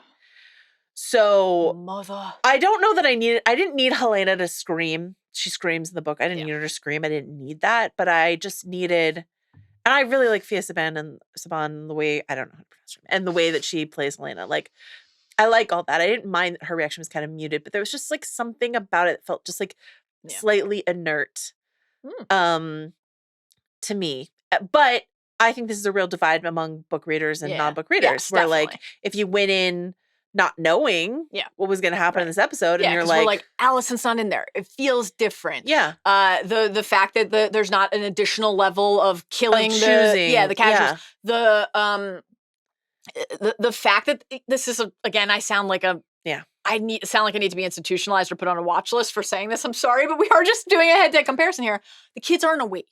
Like, it is like little things like that, but this is like a nighttime ritual where Helena brings the 3 kids, 3 in the book, which we'll talk about in a second, to visit Alicent before bed. Yeah. And it's their custom. And the children are awake, and every second of this horror that unfolds, they are processing. So it's like, I'm sure for many people, it's a relief that the kids are asleep until the moment where Blood goes over to Jaehaerys and wakes him, and he knows that moment of sheer terror before his head is sawed off with very detailed sound design. And then Malor not being the third kid. There's a 2-year-old that's supposed to be there. And Helena is made to choose between which of her sons is going to die. And she chooses the one who's not the heir. She chooses Malor. She chooses the younger one. She's like, Aegon cares a lot about his heir. Jaehaerys, I'll choose the younger one. Perhaps she thought the boy was too young to understand. Yeah. Or perhaps it was because the older boy, Jaehaerys, was King Aegon's firstborn son and heir, next in line to the Iron Throne. You hear that, little boy? She's whispered to Malor, your mama wants you dead. And then he cuts off Jaehaerys' head instead. Yeah, so they kill the other one. That's just like a different tier. She picks the 2-year-old. They kill the 6-year-old and whisper to the 2-year-old, your mama wanted you dead. Now, I still maintain the 2-year-old's not going to remember that particular whisper. So, okay. The thing about it that sticks with me, though, is that Helena, and again, Malor's just not in the show, so I don't think this is a spoiler to say, but in the text it describes, like, she can't look at him. Oh, yeah. That kid is alive. Yeah. And she can't look at him because she is so consumed by the fact that she named him for death. Like, there's just a level of trauma from that is... There's like threats of sexual assault, as you mentioned, a dead guard, a dead maid. There's just like, it's just... Yes. It's one of those things where you read it and you're like, how was a person capable of thinking of this? Let me do a little head-to-head for you. Sure. Which was worse? Give me a little like horror scale here. Yeah. Because we talked about this a lot on our preview pods. The question of would this be the thing that swings some people to Team Green? We're going to come back to that actually in a second. But we got like a mailbag question. It was one of our book spoiler questions, so some people might not have heard us discuss it on one of our preview pods.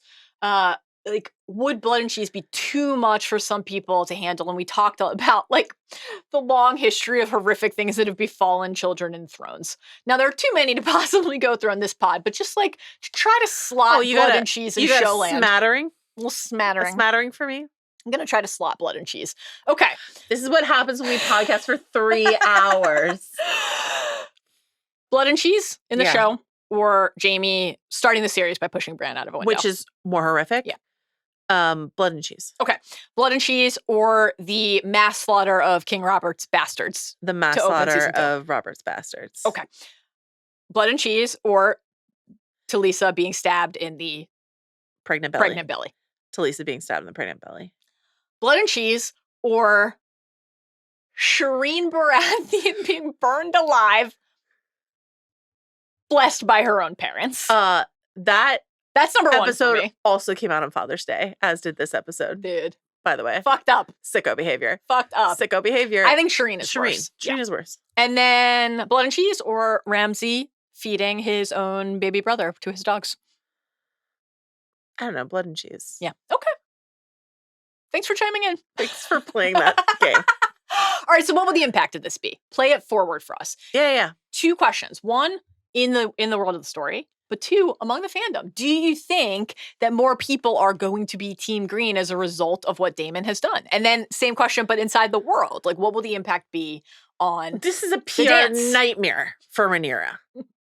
But on the PR front, I also just don't understand why Aemond the Kinslayer isn't like, why that isn't being paraded through the streets of King's Landing. Like the PR team on Dragonstone really dropped the ball on like really pushing this Aemond. I totally agree. Almond I totally agree. I know thing. everyone's got like stuff going on in their morning, but yes, they could have been. They could have been working that angle more in the press. Yeah. I did want to quickly clarify actually, because I said on Talk of Thrones, you know, Rhaenyra wouldn't have wanted this because like Helena is her half sister, which is that part's true. Yeah. But just specifically to be more precise about it, Aegon and Aemond are Rhaenyra's half siblings too. That's all kinslaying. Like Rhaenyra saying, "I want Aemond to Cregan." That's still a kinslaying, but it's accursed. No, man, this is a curse. It's the kinslayer. Yeah. I have heard Helena, Jaehaerys, their innocence. Seeking retribution on Aemond for killing your kid would be perceived differently than what happened here. So I just wanted to draw that distinction a little bit more clearly.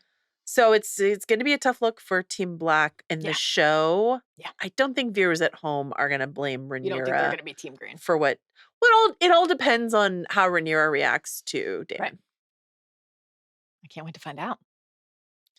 Should we talk a little bit about very briefly here, about the trailer? Yes. That we saw for the rest of the season? It's a this season on trailer. Because you, Neil, and Dave will be talking about this in more detail on Trial by Content. Follow on Spotify or wherever you get your podcasts. So let's just each do like maybe our favorite thing that we saw, because there was a lot of new footage in here that wasn't in the trailers we had previously seen. What was your favorite thing, and why was it Criston's new haircut? It's Criston's new haircut because it looks so dumb, and I have so many questions. What we must do is terrible. Will you preside over it? Do you think he was talking about the haircut? Fabian Frankel's wearing a wig in this episode. Like, that is true. So I don't know if he just like, I don't know what happened. I would like the full story. Oh, it feels so like Roman Empire coded to me. Yes. I can't wait to see the exact moment where he gets that cut. I can't wait. Megan O'Keefe from Decider says she interviewed Fabian Frankel and was given like, she said, I had 20 minutes of Fabian Frankel, Matt Smith, and someone else divided among other people, and I asked him about the haircut. So Decider.com will have some answers about Criston Cole's journalism. Boots on the ground. Boots on the ground. What was your favorite part? All of the Riverlands action. We've been talking about this since last season. We talked about it a lot today. We got so much Riverlands in this glimpse. Criston saying the Riverlands are the key to the war. Harrenhal is the key to the Riverlands. Damon at Harrenhal. Again, this is like they're showing him there. Yeah. The Blackwoods, the Brackens, Jace at the twins? Question mark? We don't know. We as book readers do not know. I mean, we know that like Jace is out there recruiting, but Jace and the twins is not something we ever. Is he going to be meeting with Forrest and Sabitha? Is that who's sitting with him? Forrest Yeah. Frey? I'm on super the excited to find bridge out. of the twins. It's so cool. And then your Sick. guy Simon Strong. Simon Russell Beale, who's a tremendous actor, shows up as Simon Strong Delightful. So it's just at like Harrenhal. basically a Riverlands trailer. I'm stoked. I'm really stoked about Harrenhal. Anything else? The last thing we want to mention is that there's a mysterious woman hooded, with a red hood on, looking like she's in King's Landing, right? Would you say that that's where she is, or seem to be doing a lot of like, let me Skulkin'. look over my shoulder Skulkin'. to make sure I'm not being followed as I suspiciously make my way about the capital. I believe we're allowed to say this because we both possess schnozzes. Mal and I were on Schnoz Wash, and we believe that this young woman might be Alinda, which is Rhaenyra's handmaid. I really think it looks like her. Yeah, it definitely looks like her. Yeah. So Alinda, Rhaenyra's who you will remember from when Rhaenyra gave birth and then walked bloody through the castle. She's been around a while. Mm-hmm. So what is Rhaenyra? We don't know. What is Rhaenyra's? Genuinely no clue. We don't know. Handmaid doing in not quite a murder cloak, but a red cloak. A lot of people were like, is that Melisandre? Like a younger Melisandre? And I'm like, your eye just twitched. Alinda, we should say, is a character in the book. Yes. Her father is on the Black Council. Like, so I don't think like Alinda is Melisandre is gonna happen or something like that. So like, but what is an emissary of Rhaenyra doing in King's Landing? Is this something like Misarya has set up? Like what's going, what are we doing there? What do we want in King's Landing that we can't get ourselves? I don't know. I don't know. Why is Jace and the twins? Why did Criston do that to his hair? Oh, man. Tune into Trial by Content. We will be talking about this more. Speaking of hair, it is time at last for Wig Watch TM with Joanna Robinson. TM. Will you wear wigs? All right. Oh, Vast improvement on the wig front this season. Happy. I'm happy for you. Vast improvement. Yeah. Not you, Craig. Craig Stark. Yeah. I remember the first picture we saw, you were like, oh boy. This wig. Yeah.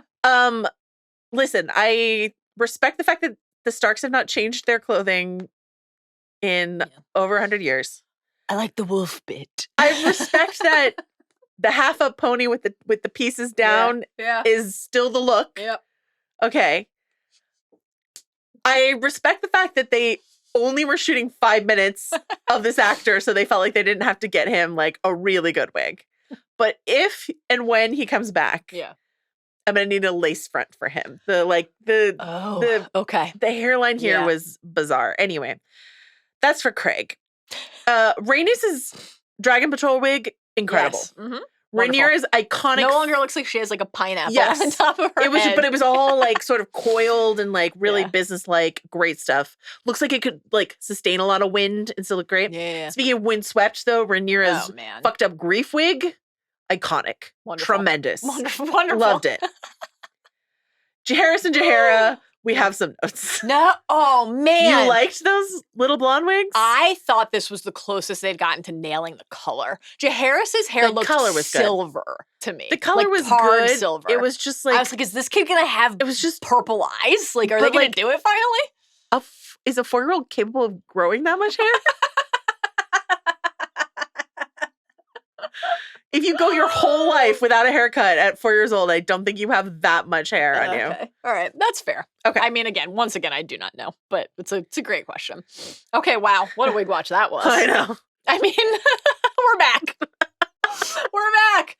Okay. It is time for our quick little, we'll do this every week.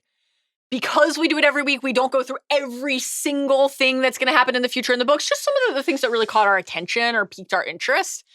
If you don't want to hear us talk about things that are going to happen in the future in Fire and Blood, and that thus may happen in the future of the show, this is where you leave us. Thank you for spending multiple hours with us today. Okay. No time for amusement stand. It's time for the book look ahead. All right. Rapid fire. Maegor on the throne. I got... You're all in on this. Yeah. Because we've talked a lot about whether Rhaenyra's takeover of King's Landing would be the logical endpoint for the season. But what if it's not just taking over? And we've talked about this since dating back to season 1. Yeah. What if it's the sitting on the throne for the first time and then getting up and the trail of blood because the throne has rejected her? Like, this feels like almost You're a promise. You're in of on that. Yeah. I'm out on that. Yeah. Yeah. On this, we are divided, and that's okay. Yeah. But Which is so funny because I was the one at first who was sure we were going to end on Gullet, which is just obviously not the case now. well, I And just don't think we can do King's Landing without Gullet. But that was my take. I know. Originally. You're right. And you're right. And you're right. You're like, And when why you're can't right. they just switch the order, Mallory? You're right. And I was like, You're right. why can't they just But I'm switch just the saying, order? season 3, I think season 3 is Gullet and King's man. Landing. But then where does the season end? We'll talk about that. We don't have to do that now. Got some seeds to sow. I don't know. Oh, man. I was wondering.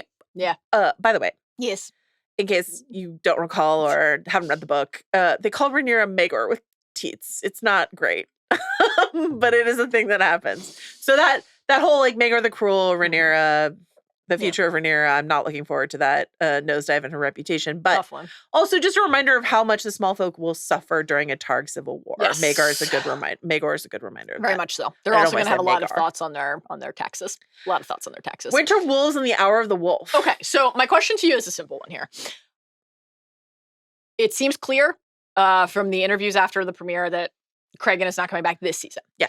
Are we going to have to wait for the Hour of the Wolf for Cregan to return, or are they going to sub Cregan in for some of the other northern plot points? That's what I would do. Why just have the Winter Wolves when Cregan That's can what I enter would do. sooner? I mean, like, Yeah. he did just say, I'm just Because then sending he could you be some. back in season 3. But he's like, I'm just sending you some graybeards, not myself. So, like, but I think it would be silly to not continually check on I him. also think that they're going to see the fan response to that Yes. opening scene and be like, we got to get him back sooner. 100%. And that would be the right read. I really think. agree. Stocks, don't forget the Osto. And we should just, I mean, what Jace does here, getting the I Starks. should have been expecting that, but it really surprised me for some reason. Maybe it's because we've been doing this for so long. The Starks and the Aarons man. that Jace just nabbed Yeah. are going to win the war for them at the end of the day. It's just Stocks, don't forget their oaths. I So- also thought that Cregan was like quite charismatic and compelling, but you still got enough of that strict rigidity here that you need for the Hour of the Wolf. Oh, yeah. Like, he has to come in and be fiercely Team Black, but also say, I will not leave until we find out who's responsible for the poisoning that hit the other side. Like, Yeah. it's such a fascinating stretch of the book He's to read, like- and like, Some guy is going to come in and be like, Corliss, honor, family, duty, honor. sacrifice, Okay, oaths. I cannot face that hoary old bitch alone. Well, Well, I don't know. I'm not sure there's so much I'm looking forward to oh, the next few gods, seasons, the but battle I of don't the know that there's gods, anything I'm looking forward to more the battle than, of the than gods. Aemond versus Damon. Aemon versus Damon, Vhagar versus Caraxes over the God's Eye, where they both go down. Even more So good. urgently, Yeah. do you think Rhaenys will live to regret not taking out Vhagar/Aemon when she had the chance? Yes and no. Yeah, well, yes and no, because like She'll maybe, regret it while she's dying. That's the thing. It's like, oh boy, maybe if I had listened to Damon, but like if you had gone to listen to Damon, maybe that just happened sooner, you know? I will say, like, I'm not But the whole thing quite about ready to say goodbye to Rhaenys I know. as soon as we're about to say goodbye to her. But Like, the so whole many of the thing- trailers were built around Rook's Rest. Like, it's just, it can't be more than a it's few episodes mid-season. away. It has to be mid-season. And like, but that's the other thing is like Rhaenys, they're doing, okay, it's the next one. Seed setting. Dude, Hugh Hammer. this shocked me. Hugh Hammer, Alan mentioning his brother. Adam. Yeah. They're putting the seeds in early. Yes. And this is so smart. So we're gonna get, one has to assume, a lot of reasons to miss Rhaenys over the next couple episodes, right? And then we're getting the seeds, the dragon seeds. Again, if you're listening to the spoiler section, you haven't read the book. Adam and Alan You of were warned. Hull, these brothers, are Corlys's bastard sons, and Yes. therefore, Yes. Adam will be riding sea smoke. exactly. Why Valinor not there? Who knows? Hugh Hammer. This was wild to me. Not only that Hugh was here from the beginning, They've also cast his wife. Exciting. So Yeah. we can't get some like, hey, let me have a relationship moments with Jace, but we can get them with Hugh. Interesting. Maybe we will get them with Jace. I don't know. I'm excited to find out. Not just that we met Hugh early and that we're seeding for the seeds. Yeah. He is in King's Landing. He's petitioning Aegon. He's saying, we're so like rooting for you against Rhaenyra.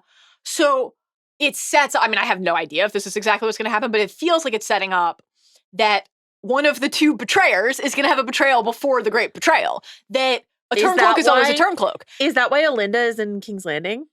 To round up the dragon So seeds? my question is like, why would he be susceptible to being snatched? So Aegon promises him the coin here. And if he doesn't follow through on that, because of Otto's control or anything else, then maybe he was like, fuck this, I'm going to go to the other side. Yeah. Right? And I do like that they're recruiting for the like seeds. Like, they just look for the hair. Misarya is like, oh, I know everyone in King's Landing who's a bastard. I have a full catalog of the silver-haired Have you heard of seeds. Ulf the White? Oh, man. Okay. I can't wait to meet Ulf. So yeah, that's just exciting because like, you know, the betrayals from Hugh and Ulf are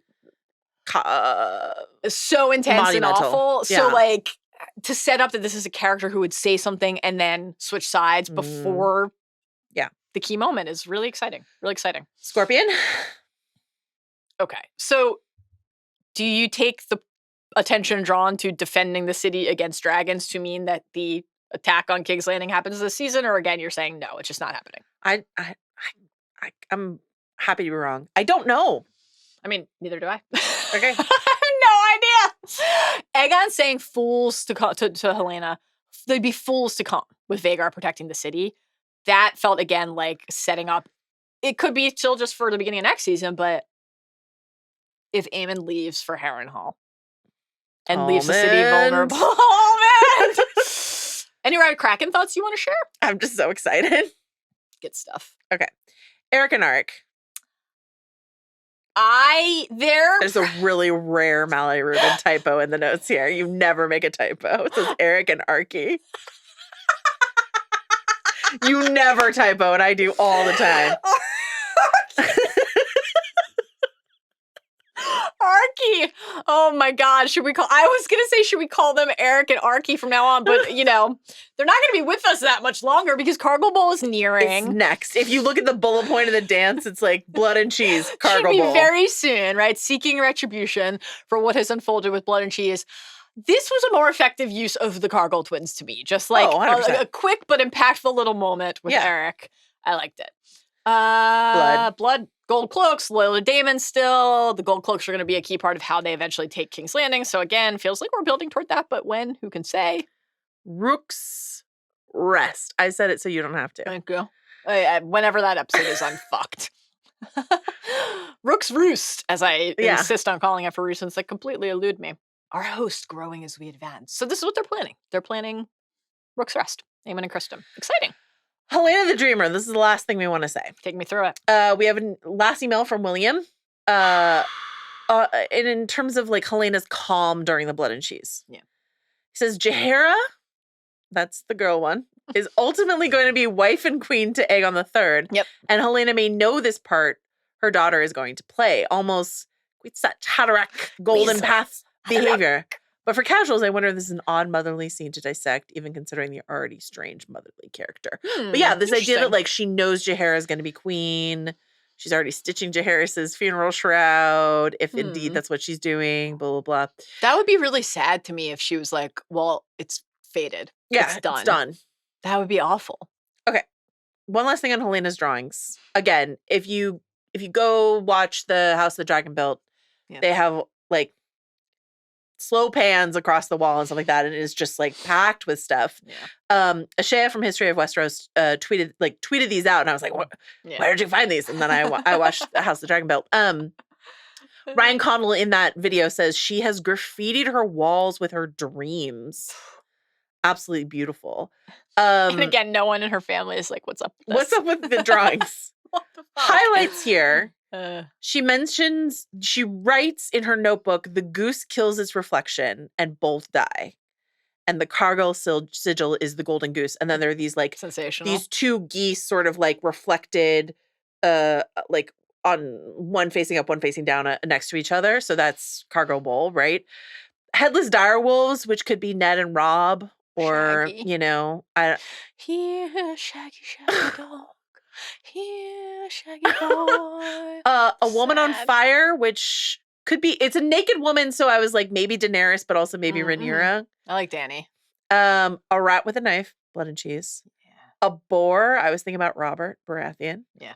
A baby being burned, Visenya.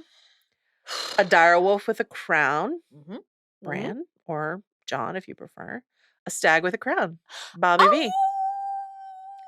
One last thing I'll say here, that I meant to say in the non-spoiler section, it's not a spoiler, I just want to mention it here. The fact that Criston and Alicent are fucking in Rhaenyra's bed. I genuinely love that this is like so deplorable to you. The production designer Jim Clay, who's the best in interviews, he was like, we made it. We specifically did not change the furniture because we wanted like Rhaenyra's presence there. So the fact that like, I like this idea that like very upsetting that like Criston is like fucking Alicent and Alicent is fucking Criston, and like whether or not you buy into this whole like Alicent and Rhaenyra like queer reading, this idea that like really they're there with each other, but really both of them want Rhaenyra, whether it's like romantically, sexually, or whatever, platonically. The fact that that's all embodied by them having sex in the same bed where Rhaenyra lost her virginity to Criston Cole or coerced her employee into having sex with her is troubling. House of the Dragon. We're done. We did it. Oh my God. I had the time of my life. This was delightful. I can honestly, I'm sure that. But I have no idea what. Poor John and Steve are like, guys, what the fuck? That was the length of all of season 2. But I gotta say, I had a blast. We were like, we'll be done 45 minutes ago at the latest. We've been off by more than that before in our time estimates, for what it's worth. For what it's worth. All right. I should have done the Chris Ryan move, which is closing Close the laptop laptop. like 7 sections ago. Maylis must gorge and rest, and so must we. Thank you to our small council. John Richter and Steve Ahlman for producing this episode. Yes. This is John. John did the Acolyte last week, the video edit. This is John's first, like, oh boy, we've got a 3 in front of this experience. John, welcome to the team. Welcome to the party, pal. First but not the last. Arjuna Ramgopal for his additional production work on this episode, and Jomi Adeniran for his work on the social for this episode. We gave you the programming reminders at the top. Get your tickets to Talk of Thrones Live. Please. Check out the YouTube channel. Give us the 5 stars on Spotify or Apple or wherever you get your podcasts. Thank you for spending an astonishing amount of your time with us. A truly troubling amount. We genuinely like cherish it and do not take it for granted. So thank you. Absolutely. It means a lot to us. Until next time, remember, you mustn't disturb our custom.